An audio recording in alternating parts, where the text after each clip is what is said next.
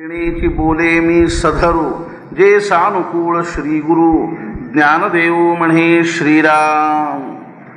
असे आहे तरी ज्ञानेश्वर महाराज म्हणतात, या कामी मला एक आधार आहे.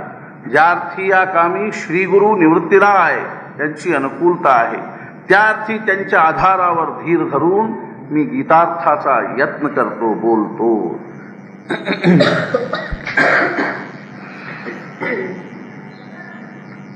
तेथ हरू म्हणे नेनिजे, देवी जैसे का स्वरूप तुझे, तैसे हे नित्य नूतन देखिजे. गीता तत्व श्रीराम हा वेदार्थ सागरू, जया निद्रिताता घोरू, तो स्वये सर्वेश्वरू. प्रत्यक्ष अनुवादला श्रीराम ऐसे जे अगाध, जेथ वेडावती वेद, तेथ अल्पमी मतिमंद. काय होय श्रीराम हे अपार कैसेनी कवळावे, महातेज कवणे धवळावे, गगन मुठी सुवावे, मशके केवी ಶ್ರೀರಾಮ. ಜ್ಞಾನೇಶ್ವರ ಮಹಾರಾಜರು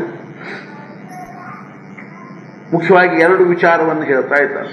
ಮೊದಲೇದ್ದೇನು ಅಂತಂದ್ರೆ, ಗೀತಾ ಎಂಥ ಒಂದೇನು ಅಂತಂದ್ರೆ ಅಗಾಧವಾಗಿರ್ತಕ್ಕಂಥ ಒಂದು ಜ್ಞಾನ ಇದೆ ಅನ್ನುವಂಥದ್ದು. ವೇದಗಳು ಸಹಿತ ಆ ಗೀತೆಯ ಒಂದು ತತ್ವಜ್ಞಾನವನ್ನು ನೋಡಿ, ಅಧ್ಯಾತ್ಮವನ್ನು ನೋಡಿ ಹುಚ್ಚಾಗ್ತಾವ ಅಂತ ಹೇಳ್ತಾ ಇದ್ದಾರೆ. ವೇದಗಳು ಸಹಿತ ಆ ಒಂದು ಅಗಾಧವಾಗಿರ್ತಕ್ಕಂಥ ತತ್ವಜ್ಞಾನದ ಒಂದು ಸ್ವರೂಪವನ್ನು ನೋಡಿ ವೇದಗಳಿಗೂ ಸಹಿತ ಆಶ್ಚರ್ಯ ಅನ್ನಿಸ್ತಾ ಇದೆ. ವಾಸ್ತವಿಕವಾಗಿ ವೇದಗಳದೇ ತಾತ್ಪರ್ಯವಾಗಿದ್ದರೂ ಸಹಿತ ಸರ್ವೋಪನಿಷದೋ ಗಾವೋ ದುಗ್ಧ ಗೋಪಾಲನಂದನ ಪಾರ್ಥೋ ವತ್ಸ ಸುಧೀರ್ ಭೋಕ್ತ ದುಗ್ಧಂ ಗೀತಾಮೃತಂ ಮಹತ್ ಅಂತ ತಿಳ್ಕೊಂಡಿದ್ರು ಸಂಪೂರ್ಣವಾಗಿರ್ತಕ್ಕಂಥ ಉಪನಿಷತ್ತುಗಳ ಸಾರಭೂತವಾಗಿರ್ತಕ್ಕಂಥ ಭಾವದಲ್ಲೇ ಭಗವಾನ್ ಶ್ರೀಕೃಷ್ಣ ಏನು ಮಾಡಿದ ಅಂತಂದ್ರೆ, ಅರ್ಜುನನ ನಿಮಿತ್ತ ಮಾಡಿಕೊಂಡು ಆ ಎಲ್ಲ ಉಪನಿಷತ್ತು ಅನ್ನುವಂಥ ಒಂದು ಧೇನುವನ್ನು, ಆಕಳವನ್ನು ಭಗವದ್ಗೀತೆ ಅನ್ನುವಂಥ ಒಂದು ದಿವ್ಯವಾಗಿರ್ತಕ್ಕಂಥ ಅಮೃತೋಪಮವಾಗಿರ್ತಕ್ಕಂಥ ಒಂದು ಏನು ಅಂದರೆ ಹಾಲಿನ ಉಪಾದಿಯಲ್ಲಿ ಕರೆದ ಅಂತ ತಿಳ್ಕೊಂಡು. ಇಂಥ ಒಂದು ಗೀತಾ ಅನ್ನುವಂಥದ್ದು ಏನದ ಅಂತಂದ್ರೆ ವೇದಾರ್ಥ ಸಾಗರು, ವೇದಗಳ ಅರ್ಥದಂತೆ ಇರತಕ್ಕಂಥದ್ದು, ಸಾಗರ ಸ್ವರೂಪವಾಗಿರ್ತಕ್ಕಂಥ ವೇದಗಳ ತಾತ್ಪರ್ಯ ಸ್ವರೂಪವಾಗಿರ್ತಕ್ಕಂಥದ್ದು.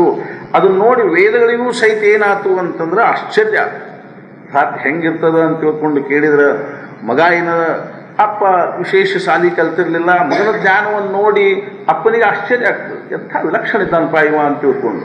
ಶಿಷ್ಯನ ಜ್ಞಾನವನ್ನು ನೋಡಿ ಗುರುಗಳಿಗೆ ಆಶ್ಚರ್ಯ ಆಗ್ತದೆ. ಅರ್ಥಾತ್ ಏನಂದರೆ ಬ್ರಹ್ಮಾನಂದರ ವಿಷಯದಲ್ಲಿ ಮಹಾರಾಜರಿಗೆ ಎಷ್ಟು ಸಂತೋಷ ಆಗ್ತಿತ್ತು ಮತ್ತು ಅವ್ರ ಬಗ್ಗೆ ಏನಾಗ್ತಿತ್ತು ಅಂದರೆ ಅಂಥದ್ದೊಂದು ಕೌತುಕ ಆಗ್ತಿತ್ತು. ಶಿಷ್ಯನ ಯೋಗ್ಯತಾ ನೋಡಿ ಗುರುಗಳಿಗೂ ಸಹಿತ ಏನಾಗ್ತದೆ ಅಂದರೆ ಕೌತುಕ ಆಗ್ತಿತ್ತು. ರಾಮಕೃಷ್ಣ ಪರಮಹಂಸರಿಗೆ ವಿವೇಕಾನಂದರ ಒಂದು ಇದನ್ನು ನೋಡಿ ಎಷ್ಟು ಸಂತೋಷ ಆಗ್ತಿತ್ತು. ಹೆಂಗೋ ಹಂಗೆ ಏನದ ಅಂತ ತಿಳ್ಕೊಂಡು ಕೇಳಿದ್ರೆ, ಸಂಪೂರ್ಣವಾಗಿರ್ತಕ್ಕಂಥ ವೇದಗಳ ಸಾರಭೂತವಾಗಿರ್ತಕ್ಕಂಥದ್ದನ್ನು ಅದನ್ನು ಹೇಳ್ತಕ್ಕಂಥ ಪದ್ಧತಿ, ಅದರೊಳಗಿರ್ತಕ್ಕಂಥ ಗಾಂಭೀರ್ಯ, ಅದರ ತತ್ವಜ್ಞಾನದ ಒಂದೇನು ಅಂತಂದ್ರೆ ಸ್ವರೂಪವನ್ನು ನೋಡಿ ವೇದಗಳಿಗೂ ಸಹಿತ ಏನಾಗ್ತದ ಅಂತ ತಿಳ್ಕೊಂಡು ಜೇಥ ವೇಡಾವತಿ ವೇದ ತೇಥ ಅಲ್ಪಮಿ ಮತಿಮಂದ ಕಾಯ ಹೋಯ. ಎಲ್ಲಿ ವೇದಗಳು ಸಹಿತ ಏನಾಗಿ ಹೋಗ್ತಾವ ಅಂತಂದ್ರೆ ಹುಚ್ಚಾಗಿ ಹೋಗ್ತಾವ್ರು. ಆ ಭಗವದ್ಗೀತೆ ಒಂದು ಜ್ಞಾನವನ್ನು ನೋಡಿ ವೇದಗಳು ಸಹಿತ ಎಲ್ಲಿ ಹುಚ್ಚಾಗಿ ಹೋಗ್ತಾವನು, ಅಂಥ ಒಂದೇನು ಅಂದ್ರೆ ಭಗವದ್ಗೀತೆಯನ್ನು ಕುರಿತು ನಾನು ಹೇಳಲಿಕ್ಕೆ ಹೊರಟಿದ್ದೀನಿ ಅಂತಂದ್ರೆ ಎಂಥ ನಂದು ಅಜ್ಞಾನದ, ಎಂಥ ನಾ ಹುಚ್ಚಿದ್ದೀನಿ. ಜ್ಞಾನೇಶ್ವರ ಮಹಾರಾಜರು ಇದು ನಮ್ರತ ಇದೆ. ಅರ್ಥಾತ್ ಏನು ಅಂತಂದ್ರೆ, ಯಾಕೆ ಅಂತ ತಿಳ್ಕೊಂಡು ಕೇಳಿದ್ರೆ, ಜ್ಞಾನೇಶೋ ಭಗವಾನ್ ವಿಷ್ಣು, ಸ್ವತಃ ಪರಮಾತ್ಮ ಸ್ವರೂಪನೇ ಆಗಿರ್ತಕ್ಕಂಥ ಭಗವಾನ್ ವಿಷ್ಣು ಸ್ವರೂಪ ಕೃಷ್ಣನ ಏನು ಮಾಡಿದ ಅಂತಂದ್ರೆ ಪುನಃ ಜ್ಞಾನೇಶ್ವರಿ ಬರ್ಲಿಕ್ಕೆ ಕೂತ ಅಂತ ತಿಳ್ಕೊಂಡು ಹೇಳಬೇಕಾದ್ರೆ ಅಲ್ಲೇನಿಲ್ಲ ಅಂತಂದ್ರೆ ಗೀತೆಯ ಒಂದು ತಾತ್ಪರ್ಯವನ್ನು, ರಹಸ್ಯವನ್ನು ಅದನ್ನು ವಿವೇಚನೆ ಮಾಡಲಿಕ್ಕೆ ಯೋಗ್ಯರಾಗಿರ್ತಕ್ಕಂಥವರ ಜ್ಞಾನೇಶ್ವರ ಮಹಾರಾಜರು. ಜ್ಞಾನೇಶ್ವರ ಮಹಾರಾಜರು ಅಂದ್ರೆ ಭಗವಾನ್ ಶ್ರೀಕೃಷ್ಣನ ಪುನಃ ಮಹಾರಾಜರು ಹೇಳ್ತಿದ್ದಿಲ್ಲ. ಮಹಾರಾಜರು ಭಾಳ ಚಂದ ಉದಾಹರಣೆಯಿಂದ ಹೇಳ್ತಾರೆ. ಅರ್ಥಾತ್ ಏನಾಯ್ತು ಅಂತ ತಿಳ್ಕೊಂಡು ಕೇಳಿ ಯಜಮಾನರು ತಂದೆ ಏನು ಮಾಡ್ಲಿಕ್ಕೆ ಕೂತಿದ್ರು, ಪೂಜಾ ಮಾಡ್ಲಿಕ್ಕೆ ಕೂತಿದ್ರು. ಮಡಿ ಉಟ್ಕೊಂಡು ಪೂಜಾ ಮಾಡ್ಲಿಕ್ಕೆ ಕೂತಾಗ ಯಾವುದೋ ಒಂದು ಮಹತ್ವದ ವಿಷಯವನ್ನು ಯಾರಿಗೂ ಹೇಳಬೇಕಾಗಿತ್ತು. ಅವ ಮಗನ ಕರೆದು ಏನಂದ್ರು ಅಂದ್ರೆ, ಹೋಗಪ್ಪ ಹೋಗಿ ಹೇಳು ಇಂಥದ್ದೊಂದು ವಿಷಯವನ್ನು ಅವ್ರಿಗೆ ತಿಳಿಸಿ ಬಾ ಅಂತ ತಿಳ್ಕೊಂಡು ಹೇಳಿದ ಕೂಡಲೇ ಆ ಹುಡುಗ ಏನು ಮಾಡಿದ ಅಂದ್ರೆ ಆಯ್ತು ಹೇಳ್ತೀನಿ ಅಂತ ತಿಳ್ಕೊಂಡು ಹೋದ. ಆ ತಂದೆ ಮತ್ತೇನು ಅನ್ನಿಸ್ತೀವಿ ಅಂದ್ರೆ, ನಾ ಹೇಳಿರೋದನ್ನು ಬರೋಬ್ಬರಿ ಹೇಳ್ತಾನೋ ಇಲ್ಲೋ ಅಂತ ಅನಿಸಿ ಪುನಃ ಏನು ಮಾಡಿದ್ರು ಅಂದ್ರೆ ಅದ ತಂದಿನ ಬಡ ಏನು ಮಾಡಿದ್ರು, ಪೂಜೆ ಮುಗಿಸಿದ್ರು. ಆ ಏನು ಮಡಿ ಉಟ್ಕೊಂಡಿದ್ರು ಅದು ಬಿಚ್ಚಿ ಧೋತ್ರ ಉಟ್ಕೊಂಡು ಮತ್ತೆ ತಿರುಗಿ ತಾವು ಹೇಳಬೇಕಾಗಿರೋ ವಿಷಯವನ್ನು ತಾವ ಹೇಳಲಿಕ್ಕೆ ಹೋದರು ಅಂತ ತಿಳ್ಕೊಂಡು ಹೆಂಗೋ ಹಂಗೆ ಭಗವಾನ್ ಶ್ರೀಕೃಷ್ಣ ಪೀತಾಂಬರಧಾರಿಯಾಗಿ ವನಮಾಲಾಧಾರಿಯಾಗಿ ಕುರುಕ್ಷೇತ್ರ ರಣಾಂಗಣದಲ್ಲಿ ಅರ್ಥಾತ್ ಏನು ಅರ್ಜುನನ್ನು ಉದ್ದೇಶಿಸಿಕೊಂಡು ಯಾವ ಭಗವದ್ಗೀತೆಯನ್ನು ಹೇಳಿದ್ನು, ಯಾವ ತತ್ವಜ್ಞಾನವನ್ನು ಹೇಳಿದ್ನು, ಅದೇ ಭಗವದ್ಗೀತೆಯನ್ನು ಅದರ ತತ್ವಜ್ಞಾನವನ್ನು ಪುನಃ ಅರ್ಥಾತ್ ಏನು ಅಂದ್ರೆ ಜ್ಞಾನೇಶ್ವರ ಮಹಾರಾಜ ರೂಪದಲ್ಲಿ ಅವತಾರ ಮಾಡಿ ಪುನಃ ಜ್ಞಾನೇಶ್ವರಿಯ ಅರ್ಥಾತ್ ಆ ಒಂದು ಭಗವದ್ಗೀತೆಯ ಒಂದು ವಿವೇಚನೆ ಮಾಡಲಿಕ್ಕೆ ಕೂತಾನ ಅಂತ ತಿಳ್ಕೊಂಡಿದ್ದಾಗ ಅಲ್ಲಿ ಏನಾಗ್ಲಿಕ್ಕೆ ಶಕ್ಯದ, ವ್ಯತ್ಯಾಸ ಆಗ್ಲಿಕ್ಕೆ ಶಕ್ಯದ ಏನ್ರಿ? ತಾನ ಹೇಳಿರ್ತಕ್ಕಂಥದ್ದನ್ನು ತಾನ ವಿವೇಚನೆ ಮಾಡುವಾಗ ಯಾವುದೂ ವ್ಯತ್ಯಾಸ ಆಗ್ಲಿಕ್ಕೆ ಶಕ್ಕಿಲ್ಲ. ಆದ್ರೆ ಒಂದೇನು ಮಹತ್ವಪೂರ್ಣವಾಗಿರ್ತಕ್ಕಂಥ ವಿಚಾರವನ್ನು ಇಲ್ಲೇ ಜ್ಞಾನೇಶ್ವರ ಮಹಾರಾಜರ ವ್ಯಕ್ತ ಮಾಡ್ಲಿಕ್ಕೆ ಹತ್ತಾರ ಅಂತ ತಿಳ್ಕೊಂಡು ಕೇಳಿದ್ರೆ, ಸಾಕ್ಷಾತ್ ಪರಬ್ರಹ್ಮ ಪರಮಾತ್ಮ ಇರ್ಕೋವಲ್ಲ, ಆಗ ಮಾನವೀಯ ಭಾವನೆಯಲ್ಲಿ ಬಂದ ಬಳಕ ಅಲ್ಲಿ ಅವನು ಏನು ಮಾಡಬೇಕು ಅಂತಂದ್ರೆ ತನ್ನನ್ನು ತಾನು ಸಣ್ಣವನು ಅನ್ನುವಂಥ ಭಾವದೊಳಗನ ವ್ಯಕ್ತ ಮಾಡಬೇಕೇ ಹೊರತು ಅಲ್ಲೇನಿಲ್ಲ ಅಂತಂದ್ರೆ ಆ ಒಂದು ಮನುಷ್ಯ ಭಾವದೊಳಗಿರ್ತಕ್ಕಂಥ ಒಂದು ಅವಸ್ಥೆಯಲ್ಲೇ ತಾನು ಪರಬ್ರಹ್ಮ ಇದ್ದೀನಿ, ಪೂರ್ಣ ಸ್ವರೂಪ ಇದ್ದೀನಿ, ತಾನು ಜ್ಞಾನಿ ಇದ್ದೀನಿ ಅನ್ನುವಂಥ ಭಾವವನ್ನು ವ್ಯಕ್ತ ಮಾಡಲಿಕ್ಕೆ ಹೋದ್ರೆ ಅಲ್ಲೇನಾಗುವುದಿಲ್ಲ ಅಂದ್ರೆ ಅದು ಸಮ ಆಗುವುದಿಲ್ಲ. ಆದ್ದರಿಂದ ಮಾರುತಿಯನ್ನು ರಾಮ ಕೇಳಿದ್ಲ, ಕಸ್ತಂ ನೀ ಯಾರು ಅಂತ. ಅವಾಗ ಹೇಳಿದ ದೇಹ ಬುದ್ಧಿಯಾತು ದಾಸೋಹಂ, ಅರ್ಥಾತ್ ದೇಹಭಾವದಿಂದ ನಾನು ಯಾವ ದೇಹಭಾವದಿಂದ ನೀನು ಕೇಳಿದ್ದಾದ್ರೆ ನಾನು ನಿನ್ನ ದಾಸ ಇದ್ದೀನಿ ಅಂತ, ನಿನ್ನ ಸೇವಕಿದ್ದೀನಿ. ನಾನು ಅತ್ಯಂತ ಏನಿದ್ದೀನಿ ಅಂದ್ರೆ ಕ್ಷುದ್ರ ಇದ್ದೀನಿ, ನಾನು ಅತ್ಯಂತ ಸಣ್ಣವನಿದ್ದೀನಿ ಅನ್ನುವಂಥ ದೇಹಭಾವದಿಂದ ವ್ಯಕ್ತ ಆಗುವಂಥ ದೇಹಭಾವದೊಳಗೆ ಇದ್ದಾಗ ಏನಾಗ್ತದೆ ಅಂದ್ರೆ ಅದು ಅರ್ಥಾತ್ ಏನಂದ್ರೆ ಕ್ಷುದ್ರತನದ್ದು ಅಥವಾ ಸಣ್ಣತನದ್ದು ಅನ್ನುವಂಥದ್ದು ಭಾವ ವ್ಯಕ್ತ ಆಗಬೇಕು. ಅಂದ್ರೆ ಮಾತ್ರ ಅದೇನದಂದ್ರೆ ಶೋಭಿಸ್ತಕ್ಕಂಥದ್ದು. ದೇಹಭಾವದೊಳಗೆ ಇದ್ದುಕೊಂಡು ನಾನು ಆತ್ಮಭಾವದ ಗುಣಗಳನ್ನು ದೇಹಭಾವದೊಳಗಿಂದ ವ್ಯಕ್ತ ಮಾಡ್ತೀನಿ ಅಂತಂದಾಗ ಏನಾಗುವುದಿಲ್ಲ ಅಂದರೆ ಅದು ಶೋಭಿಸೋದಿಲ್ಲ. ನಾನು ಸರ್ವಜ್ಞ ಇದ್ದೀನಿ, ನಾನು ಜ್ಞಾನಿ ಇದ್ದೀನಿ ಅಂತ ತಿಳ್ಕೊಂಡು ನಾವು ದೇಹಭಾವದಿಂದ ಇದ್ದಾಗ ಹೇಳಲಿಕ್ಕೆ ಹತ್ತೀವಿ ಅಂತಂದ್ರೆ ಆದ್ರಿಂದ ಬುದ್ಧಿಯ ನಿಜವಾಗಿರ್ತಕ್ಕಂಥ ಒಂದೇನು ಅಂದ್ರೆ ಪ್ರಯೋಜನ ಅದರಿಂದ ಸಿದ್ಧ ಆಗ್ತದ ಅಂತ ತಿಳ್ಕೊಂಡು ಕೇಳಿದ್ರೆ, ಬುದ್ಧಿ ನಮಗೆ ಏನು ಮಾಡಿಕೊಡ್ಬೇಕು ಅಂತಂದ್ರೆ ನಮ್ಮ ಅರ್ಥಾತ್ ಏನು ಅಂದ್ರೆ ತನ್ನ ಒಂದೇನು ಅಂತಂದ್ರೆ ಲಿಮಿಟೇಷನ್ಸ್ ಅಂತ ತಿಳ್ಕೊಂಡು ಹೇಳ್ತೀವಲ್ಲ, ಅಂದ್ರೆ ಏನು ಅಂತಂದ್ರೆ ತನ್ನ ಒಂದು ಪರಿಮಿತಿಯನ್ನು ಅದು ವ್ಯಕ್ತ ಮಾಡಿ ತೋರಿಸೋದನ್ನ ಬುದ್ಧಿಯ ಖರೆ ಕಾರ್ಯ.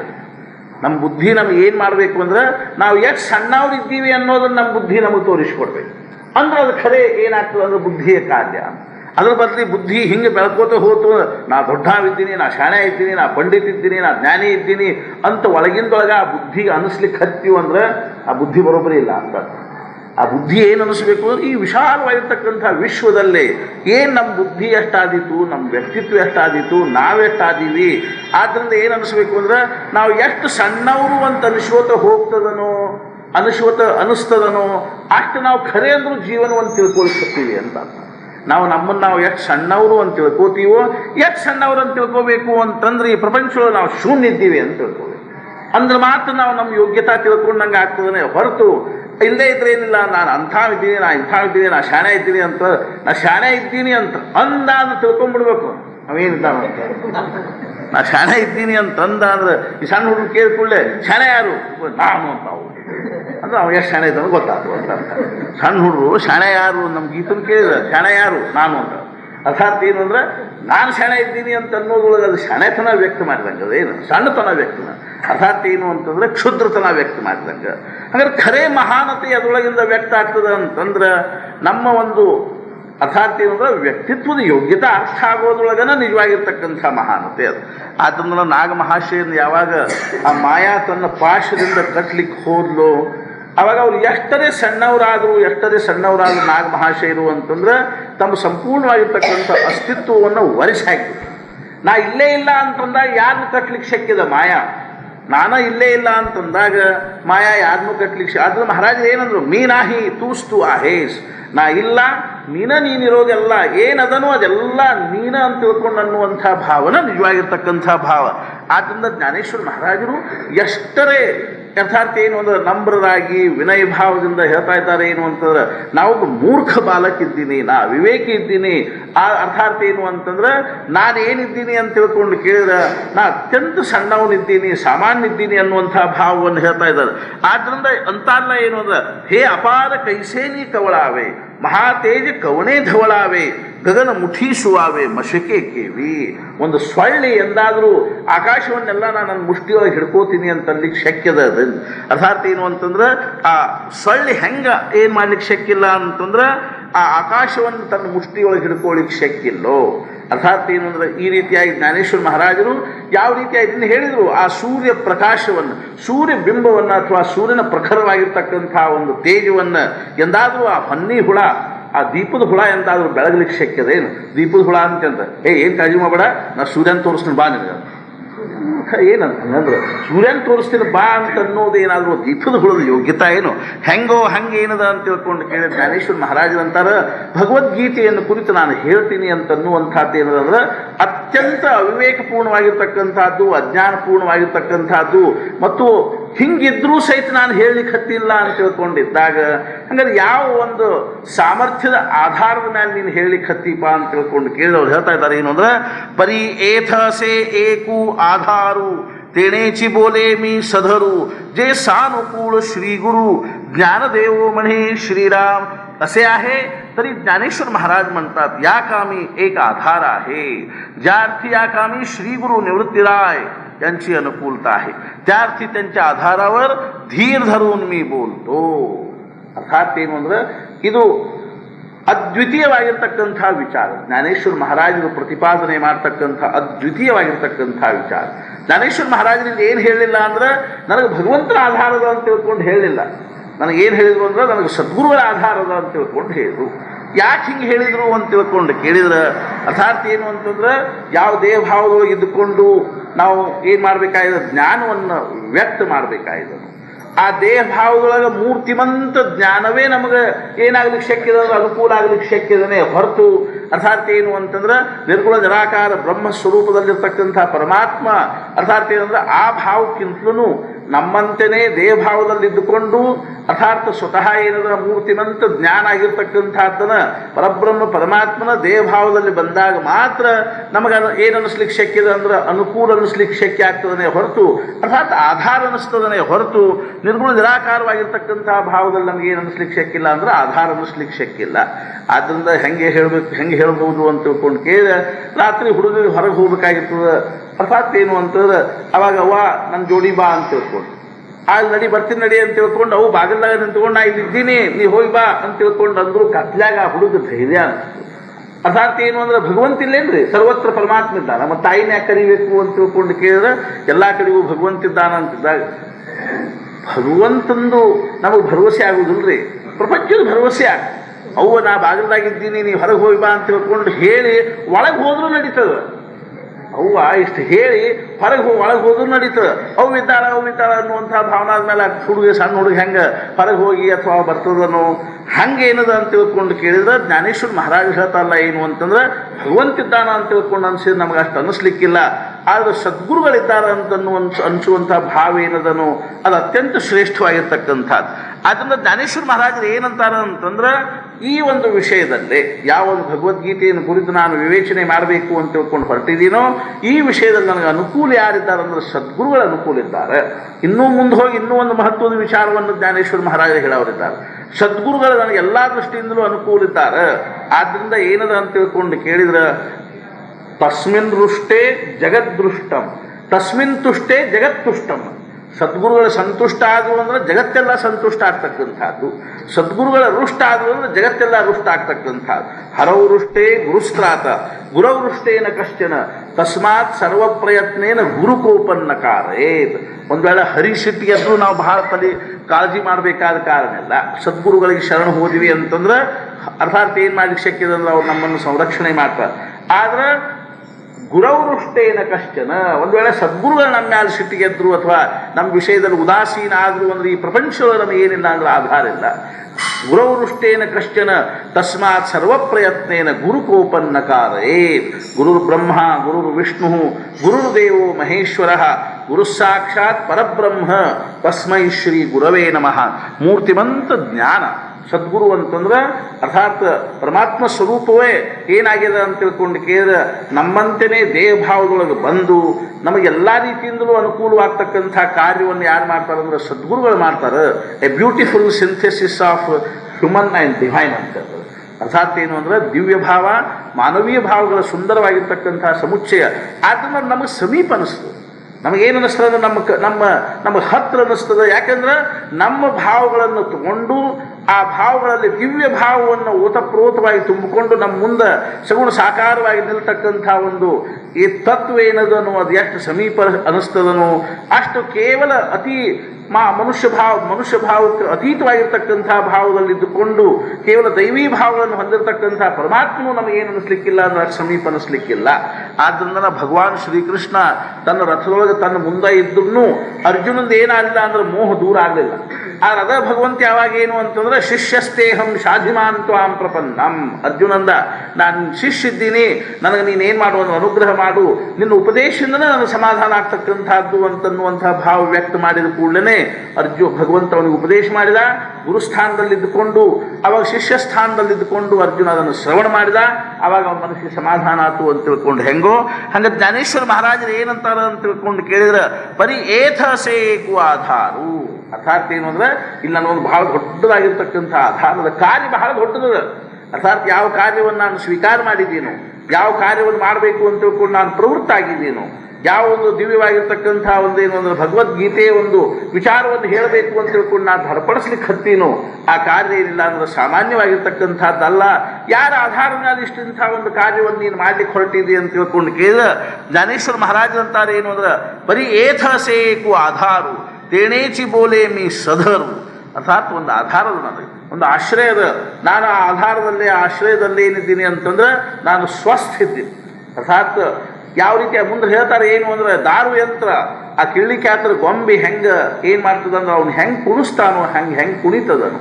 ಕುಣಿಯೋದ್ರೊಳಗೆ ಅವನದೇನಿಲ್ಲ ಅಂದ್ರೆ ಅದೊಂದು ಸ್ವತಂತ್ರವಾಗಿರ್ತಕ್ಕಂಥದ್ದು ಏನಿಲ್ಲ ಅಂದ್ರೆ ಏನೇನು ಅದರದ್ದು ಏನಿಲ್ಲ ಅಂದ್ರೆ ಅಸ್ತಿತ್ವ ಇಲ್ಲ. ಆ ಕಿಳ್ಳಿಕ್ಯಾತ್ರ ಗೊಂಬಿಗೆ ಸ್ವತಂತ್ರವಾಗಿರ್ತಕ್ಕಂಥ ಅಸ್ತಿತ್ವದ ಇಲ್ರಿ. ಅವ್ನು ಹೆಂಗೆ ಈಗ ನಾವು ನೋಡಿವಲ್ಲಿ ಜೈಪುರಕ್ಕೆ ಹೋದಾಗ ಆ ಜೈಪುರ್ ಪ್ಯಾಲೇಸ್ದೊಳಗೆ ಆ ಕಿಳ್ಳಿಕ್ಯಾತ್ರ ಗೊಂಬಿ ಆಟ ತೋರಿಸ್ತಾರೆ. ಅರ್ಥಾತ್ ಏನು ಅಂದ್ರೆ ಅವ ಅಷ್ಟು ಬಟ್ಟಿಗೂ ಸೂತ್ರ ಕಟ್ಕೊಂಡಿರ್ತಾರೆ. ಇಲ್ಲಿ ಕಟ್ಕೊಂಡಿರ್ತಾರೆ. ಒಬ್ಬ ಪಡೆದ ಹಿಂದೆ ನಿಂತಿರ್ತಾರೆ. ಅವ್ನು ಹಿಂಗೆ ಜಗ್ತಾನ ಅವ್ನು ಹೆಂಗೆ ಜಗ್ತಾನೋ ಹಂಗೆ ಗೊಂಬಿ ಕುಣಿತು. ಅರ್ಥಾತ್ ಏನಂದ್ರೆ ಒಂದು ಗಂಡು ಗೊಂಬಿ ಒಂದು ಹೆಣ್ಣು ಗೊಂಬಿ ಇರ್ತಾವೆ. ಅರ್ಥಾತ್ ಬಡ ಅವ್ರು ಹತ್ರ ತರ್ತಾರೆ, ಬಡ ಹಿಂಗೆ ಇದನ್ನು ದೂರ ಒಯ್ತಾರೆ. ರಾಜ ಮತ್ತು ಇದು ಸೇವಕ ಇದ್ದು ಅಂತಂದ್ರೆ ಅವ್ರು ರಾಜನ ಕೆಳಗೆ ತರ್ತಾರೆ, ಸೇವಕನ ಮ್ಯಾಲ ಒಯ್ತಾರೆ, ಸೇವಕನ ಕೆಳಗೆ ತರ್ತಾರೆ, ರಾಜನ ಮ್ಯಾಲ ಒಯ್ತಾರೆ. ನಾ ಎಷ್ಟು ಸಲ ಹೇಳಿದಿಲ್ಲ ಏನಾಯ್ತು ಅಂತಂದ್ರೆ ಒಂದ್ಸಲ ಅಕ್ಬರ್ನ ದರ್ಬಾರ್ದಾಗ ಒಬ್ಬ ಫಕೀರ್ ಬಂದ ಕೂಡಲೇ ಫಕೀರ್ ವಿಷಯದಲ್ಲಿ ಸಾಧು ಸಂತರ ವಿಷಯದಲ್ಲಿ ಅಕ್ಬರ್ಗೆ ಸ್ವಲ್ಪ ಏನಿತ್ತು ಅಂತಂದ್ರೆ ಸ್ವಲ್ಪ ಗೌರವದ ಭಾವನಾ ಇತ್ತು. ಅವನಿಗೆ ಅಭಿರುಚಿ ಇತ್ತು ಆ ವಿಷಯದಲ್ಲೇ. ಅದು ಯಾಕಿತ್ತು ಏನಿತ್ತು ವಿಷಯ ಬೇರೆ. ಅರ್ಥಾತ್ ಏನು ಅಂತಂದ್ರೆ ಗೌರವದ ಭಾವನೆಯಿಂದ ಅವನ್ನೆಲ್ಲ ಬರಮಾಡಿಕೊಂಡ ಆದಮೇಲೆ ಒಂದು ಅರ್ಥಾತ್ ಸಹಜವಾಗಿ ಆ ಫಕೀರ್ನ ಅಕ್ಬರ್ ಒಂದು ಮಾತು ಕೇಳಿದ. ಏನು ಕೇಳಿದ ಅಂದ್ರೆ ಫಕೀರ್ ಭಗವಾನ್ ಕ್ಯಾ ಕರ್ ಸಕ್ತಾ ಹೈ ಅಂತೆ ಅಂದ ಕೂಡಲೇ ಫಕೀರ್ ಸುಮ್ಮನೆ ನಿಂತ ಕೂಡಲೇ ಬತಾವ್ ಭಗವಾನ್ ಕ್ಯಾ ಕರ್ ಸಕ್ತಾ ಹೈ. ಕೂಡಲೇ ಫಕೀರ್ ಮಾತಾಡಲಿಲ್ಲ. ಅರೆ ಬತಾವ್ ಭಗವಾನ್ ಕ್ಯಾ ಕರ್ ಸಕ್ತಾ. ಅವಾಗ ಅವನು ಫಕೀರ್ ಅಲ್ಲ, ಒಂದು ಶರ್ತದ ಏನು ಅಂತಂದ್ರೆ ನಿನಗೆ ಭಗವಾನ್ ಏನು ಮಾಡ್ಲಿಕ್ಕೆ ಶಕ್ಯದ ಅನ್ನೋದನ್ನ ಹೇಳಬೇಕಾದ್ರೆ ಒಂದು ಕೆಲಸ ಮಾಡ್ಬೇಕೇನು ಅಂತಂದ್ರೆ ನನ್ನ ಒಂದು ಅಂದ್ರೆ ನಾ ಹೇಳ್ತೇನೆ ಹಮ್ಕೋ ಉಸ್ ಪರ್ ಬಿಠಾವ್ ತಬ್ ಹಮ್ ಬತಾಯಂಗೆ. ಅಂದ ಕೂಡ ಗಾಬರಿ ಅದ ಅಕ್ಬರ್ ಅಂದ ಅಲ್ಲ ನಾ ಸಮ್ರಾಟ್, ನಾ ಸಿಂಹಾಸನ ಮೇಲೆ ಕೂತಾವ, ಇವು ಫಕೀರ ಒಂದು ಸಿಂಹಾಸನ ಮೇಲೆ ಕೂಡ್ತಂತಾನಂದ್ರೆ ಎಷ್ಟರ ಒಂದು ಇದು ಇರ್ಬೋದು. ಅವಾಗ ನಾವು ಬೀರ್ಬಲ್ ಕಡೆ ನೋಡಿದ. ಬೀರ್ಬಲ್ ಅಂದ ಸೈ ಠೀಕ್ ಮಾಡ, ನಿಮ್ಗೆ ಅವ್ನ ಪ್ರಶ್ನೆಗೆ ಉತ್ತರ ಬೇಕು ಅಂದ್ರೆ ಕೂಡಿಸ್ರಿ, ಇಲ್ಲ ಬಿಡ್ರಿ ನಮಗೇನು ಅಂದು ಕೂಡ ಅಕ್ಬರಿಂದ ಇರ್ಕೋಲ್ತ ತಡಿ ಅಂತ ತಿಳ್ಕೊಂಡು ಒಂದು 5 ನಿಮಿಷ ತಾನು ಸ್ವತಃ ಕೆಳಗಿಳ್ದ. ಆ ಫಕೀರ್ನ ಸಿಂಹಾಸನ ಮೇಲೆ ಕೂಡಿ ಅಬ್ ಬತಾವ್ ಭಗವಾನ್ ಕ್ಯಾ ಕರ್ ಸಕ್ತಾ ಹೈ. ಅವ ಫಕೀರ್ ಮಾತಾಡಲಿಲ್ಲ. ಅರೆ ಬತಾವ್ ಭಗವಾನ್ ಕ್ಯಾ ಕರ್ ಸಕ್ತಾ ಹೈ ಅಂದ ಕೂಡ ಅವ ಫಕೀರ್ ಅಂದ तुम्हारे सिर पर जो ताज है ना उसको हमारे सिर पर रखो तब हम बताएंगे. ಇವ್ರ ಗಾಬರ ಬೀರ್ಬಲ್ ಕಡೆ ನೋಡಿದ. ಬೀರ್ಬಲ್ ಅಂದ ಸೈ ಬಾತ್ है बताओ रखो. ಕೂಡ ಅವ ತನ್ನ ತಾಜ್ ಅಂದ್ರೆ ಕಿರೀಟ್ ತೆಗೆದು ಅವನು ಇದ್ರ ಮೇಲೆ ಇಟ್ಟ. अब बताओ भगवान क्या कर सकता है. ಕೂಡ ಹೇಳ್ದ हमको 3 ಸಲಾಮ್ ಮಾರು ತಬ್ ಹಮ್ ಬತಾಯಂಗೆ ಅಂದ ಕೂಡ ಅಕ್ಬರ್ ಅಂದ ಒಳೆ ಬಂತಲ್ಪ ಇದು ಅಂತ ತಿಳ್ಕೊಂಡು ಆಗ್ಲಿ ಅಂತ ತಿಳ್ಕೊಂಡು 3 ಸಲಾಮ್ ಹೊಡೆದ. अब बताओ भगवान क्या कर सकता है. ಅವಾಗ ಅವನು ಹೇಳ್ದ ಭಗವಾನ್ यदि मन में आया, भगवान के मन में आया तो एक सम्राट को नीचे खड़े करके एक फकीर को सिंहासन बिठाकर सलाम मरवा सकता है. ಅರ್ಥಾತ್ ಏನು ಅಂತಂದ್ರೆ ಒಬ್ಬ ಸಮ್ರಾಟ್ ನನ್ನ ಕೆಳಗಿಳಿಸಿ ಫಕೀರ್ ನನ್ನ ಮ್ಯಾಲ ಕೂಡಿಸಿ ಅವನ ಮನಸ್ಸಿಗೆ ಬಂದ್ರೆ ಏನು ಕರ್ತುಂ ಮಕರ್ತುಂ ಅನ್ಯಥಾ ಕರ್ತುಂ ಸಾಮರ್ಥ್ಯ ಇರ್ತಕ್ಕಂಥ ಭಗವಂತ ಏನು ಹೆಂಗೇನು ಅಂತಂದ್ರೆ ಏನು ಬೇಕಾದ್ದು ಮಾಡ್ಲಿಕ್ಕೆ ಬರ್ತದನು ಹೆಂಗೋ ಹಂಗೆ ಏನು ಹೇಳಿರ್ತಾರೆ ಜ್ಞಾನೇಶ್ವರ ಮಹಾರಾಜರು ಅಂತಂದ್ರೆ ಸದ್ಗುರುಗಳ ಆಧಾರ ಇತ್ತು ಅಂತಂದ್ರೆ ಅರ್ಥಾತ್ ಯಾರೊಳಗೆ ಯಾರಿಂದ ಏನು ಮಾಡಿಸ್ಲಿಕ್ಕೆ ಶಕ್ಕಿಲ್ಲ. ಮೂಕಂ ಕರೋತಿ ವಾಚಾಲಂ ಪಂಗುಂ ಲಂಘಯತೆ ಗಿರಿಂ ಯತ್ ಕೃಪಾತಮಹಂ ಒಂದೇ ಪರಮಾನಂದ ಮಾಧವಂ ಅಂತ ತಿಳ್ಕೊಂಡು ಹೇಳೋ ಹಂಗೆ ಸದ್ಗುರುಗಳ ಅನುಗ್ರಹ ಇತ್ತು ಅಂತಂದ್ರೆ ಮೂಕರು ಮಾತಾಡಬಹುದು. ಅರ್ಥಾತ್ ಏನು ಅಂದ್ರೆ ಅಸಾಧ್ಯವಾಗಿರ್ತಕ್ಕಂಥದ್ದೆಲ್ಲ ಸಾಧ್ಯವಾಗಬಹುದು. ಆದ್ದರಿಂದ ವೇದಾರ್ಥ ಈ ಭಗವದ್ಗೀತೆಯನ್ನು ವಿವರಣೆ ಮಾಡೋದು ಅನ್ನುವಂಥದ್ದೇನು ಸಾಮಾನ್ಯ ವಿಷಯದೇನು, ಆದ್ರೆ ಸದ್ಗುರುಗಳು ನನಗೆ ಅನುಕೂಲ ಇದ್ದಾರೆ ಅಂತ. ಇದು ಬಹಳ ದೊಡ್ಡ ಮಾತು. ನಿಜವಾಗಿಯೂ ಸದ್ಗುರುಗಳ ಅನುಕೂಲ ಇದ್ದಾರೆ ಅಂತ ಅನಿಸೋದು ಏನದಾದ್ರೆ ಬಹಳ ದೊಡ್ಡ ಮಾತು. ನಮ್ಗೆ ಅನಿಸ್ತೇನ್ರಿ, ಏನ್ರಿ ಮಹಾರಾಜರು ಒಟ್ಟು ನಮ್ಮ ಕಡೆ ಲಕ್ಷಣ ಇಲ್ಲ ಅಂತ. ನಾವು ಮಹಾರಾಜರದು ನಮ್ಮ ಕಡೆ ಲಕ್ಷಣ ಇಲ್ಲ, ಮಹಾರಾಜರು ನಮ್ಮ ಮ್ಯಾಲ ಇಷ್ಟ್ಯಾಕ ಇದು ಇದ್ದಾರೆ. ಒಬ್ರು ಯಾರೋ ಬಂದಿದ್ರಲ್ಲ ಹುಬ್ಬಳ್ಳಿಯವರು, ಅವ್ರು ಹೇಳಿದ್ರು ಏನ್ರಿ ದೇವ್ರು ನಮ್ಮ ಮ್ಯಾಲ ಇಷ್ಟ್ಯಾಕ ಅವು ಕೃಪಾ ಮಾಡ್ಯಾರ ಅಂತ. ಇದು ಸ್ವಾಭಾವಿಕವಾಗಿ ಅನಿಸ್ತದೆ. ಯಾಕಂತ ನಾವು ಭಗವಂತನ ಕಡೆ ನೋಡೋದೇ ಇಲ್ಲ. ಆದ್ರೆ ನಾವು ಅವ್ರಿಗೆ ಹೇಳಿದೆ ಏನು ಅಂತ, ಹಿಂಗೆ ನಿಮ್ಗೆ ಅನಿಸೋದು ಹೆಂಗೆ ಅಂತ ತಿಳ್ಕೊಂಡು ಕೇಳಿದ್ರೆ ಒಬ್ಬ ತನ್ನ ಕಿಟಕಿ ಬಾಗಿಲು ಎಲ್ಲ ಬಂದ್ ಮಾಡಿ ಒಳಗೆ ಕೂತ್ಕೊಂಡು ಏನ್ರಿ ಸೂರ್ಯನಾರಾಯಣ ನಮ್ಮ ಮ್ಯಾಲ ಇಷ್ಟ್ಯಾಕೆ ಅವು ಕೃಪಾ ಮಾಡ್ಯಾನ, ನಾವು ಒಳಗೆ ನಮ್ಮ ಮನ್ಯಾಗ ಬೆಳಕನ್ನು ಚೆಲ್ವಲ್ಲ ಅಂತಂದ್ರೆ ಅದೇ ನೀ ಕಿಟಕಿ ಬಾಗಿಲು ತೆಗಿ, ಬೆಳಕೆ ಸ್ವಚ್ಛ ಬೆಳಕಾಗ್ತದೆ ಅಂತ ತಿಳ್ಕೊಂಡು ಹೆಂಗೋ ಹಂಗೆ ಸದ್ಗುರುಗಳ ಅನುಕೂಲ ಅನಿಸ್ಬೇಕಾದ್ರೆ ನಾವೇನಾಗಬೇಕು ಅಂದ್ರೆ ಅವ್ರಿಗೆ ಅನುಕೂಲ ಆಗ್ಬೇಕು, ಅವ್ರ ಕಡೆಗೆ ನಾವು ಸಮ್ಮುಖ ಆಗ್ಬೇಕು. ನಾವು ಸದ್ಗುರುಗಳಿಗೆ ಸಮ್ಮುಖ ಆದ್ವಿ ಅಂದ್ರೆ ಸದ್ಗುರುಗಳ ನಮ್ಮ ವಿಷಯದಲ್ಲಿ ಏನಾಗ್ತದೆ ಅಂದ್ರೆ ಅನುಕೂಲ ಅನ್ನಿಸ್ತಾರೆ. ಕೂಲ್ ಅಂದ್ರೆ ದಂಡಿ, ಪ್ರತಿ ಅಂದ್ರೆ ಇತ್ಲಾಗಿಂದು, ಪ್ರತಿ ಅಂದ್ರೆ ಅತ್ಲಾಗಿಂದು. ಅರ್ಥಾತ್ ಏನು ಅಂದ್ರೆ ಕೂಲ್ ಅಂದ್ರೆ ದಂಡಿ, ಅನುಕೂಲ ಅಂತಂದ್ರೆ ಇತ್ಲಾಗಿನ ದಂಡಿ, ಪ್ರತಿಕೂಲ ಅಂದ್ರೆ ಅತ್ಲಾಗಿನ ದಂಡಿ. ಅರ್ಥಾತ್ ಏನು ಅಂದ್ರೆ ಹೆಂಗೆ ನಮಗೇನೋ ಒಂದು ಪ್ರವಾಹದ ಈ ಕಡೆ ನಿಂತಿದ್ವಿ ಅಂತಂದ್ರೆ ನಮಗೆ ಈಚೆ ಕಡೆ ದಂಡಿ ಅನುಕೂಲ ಅಂತಂದ್ರೆ ನಮಗದು ಯೋಗ್ಯವಾಗಿರ್ತಕ್ಕಂಥದ್ದು, ನಮಗದನ್ನು ಅರ್ಥಾತ್ ಸೇವಿಸ್ಲಿಕ್ಕೆ ಯೋಗ್ಯವಾಗಿರ್ತಕ್ಕಂಥದ್ದು ಇರ್ತದೆ. ಪ್ರತಿಕೂಲ ಅಂದ್ರೆ ಆಚೆ ಕಡೆ ದಂಡಿ ನಮಗೆ ಸೇವಿಸ್ಲಿಕ್ಕೆ ಹೆಂಗೆ ಏನಿರೋದಿಲ್ಲ ಅಂದ್ರೆ ಯೋಗ್ಯ ಇರುವುದಿಲ್ಲ. ಆದ್ದರಿಂದ ಅನುಕೂಲ ಪ್ರತಿಕೂಲ ಶಬ್ದ ಇರ್ಕೊಳ್ತಾರೆ. ತಾತ್ಪರ್ಯ ಏನು ಅಂದ್ರೆ ಈ ಪ್ರಕಾರವಾಗಿ ಏನು ಹೇಳಿಕತ್ತಾರ ಅಂತ ತಿಳ್ಕೊಂಡು ಕೇಳಿದ್ರೆ ಜೇ ಸಾನುಕೂಲ ಶ್ರೀ ಗುರು ಜ್ಞಾನದೇವೋ ಮಣೆ, ಸದ್ಗುರು ನನಗೆ ಅನುಕೂಲ ಇದ್ದಾರೆ ಅನ್ನೋದ್ರಿಂದ ಏನಾಗ್ತದೆ ಅನ್ನೋದನ್ನ ಮುಂದಿನ ಒಂದು ಓವಿಯೊಳಗೆ ಬಹಳ ಮಾರ್ಮಿಕವಾಗಿ ಹೇಳ್ತಾರೆ. ಎರವಿ ತರೀಮಿ ಮೂರ್ಖು ಜರಿ ಜಾಹಲ ಅವಿವೇಕು ತರಿ ಸಂತ ಕೃಪಾ ದೀಪಕು ಸೋಜ್ವಳ ವಸೆ ಶ್ರೀರಾಮ. ಅರ್ಥಾತ್ ಏನದಂದ್ರೆ ವಾಸ್ತವಿಕವಾಗಿ ನಾ ಹೆಂಗಿದ್ದೀನಿ ಅಂತಂದ್ರೆ ಮೂರ್ಖ ಇದ್ದೀನಿ ಅಂತ ಹೇಳ್ತಾರೆ.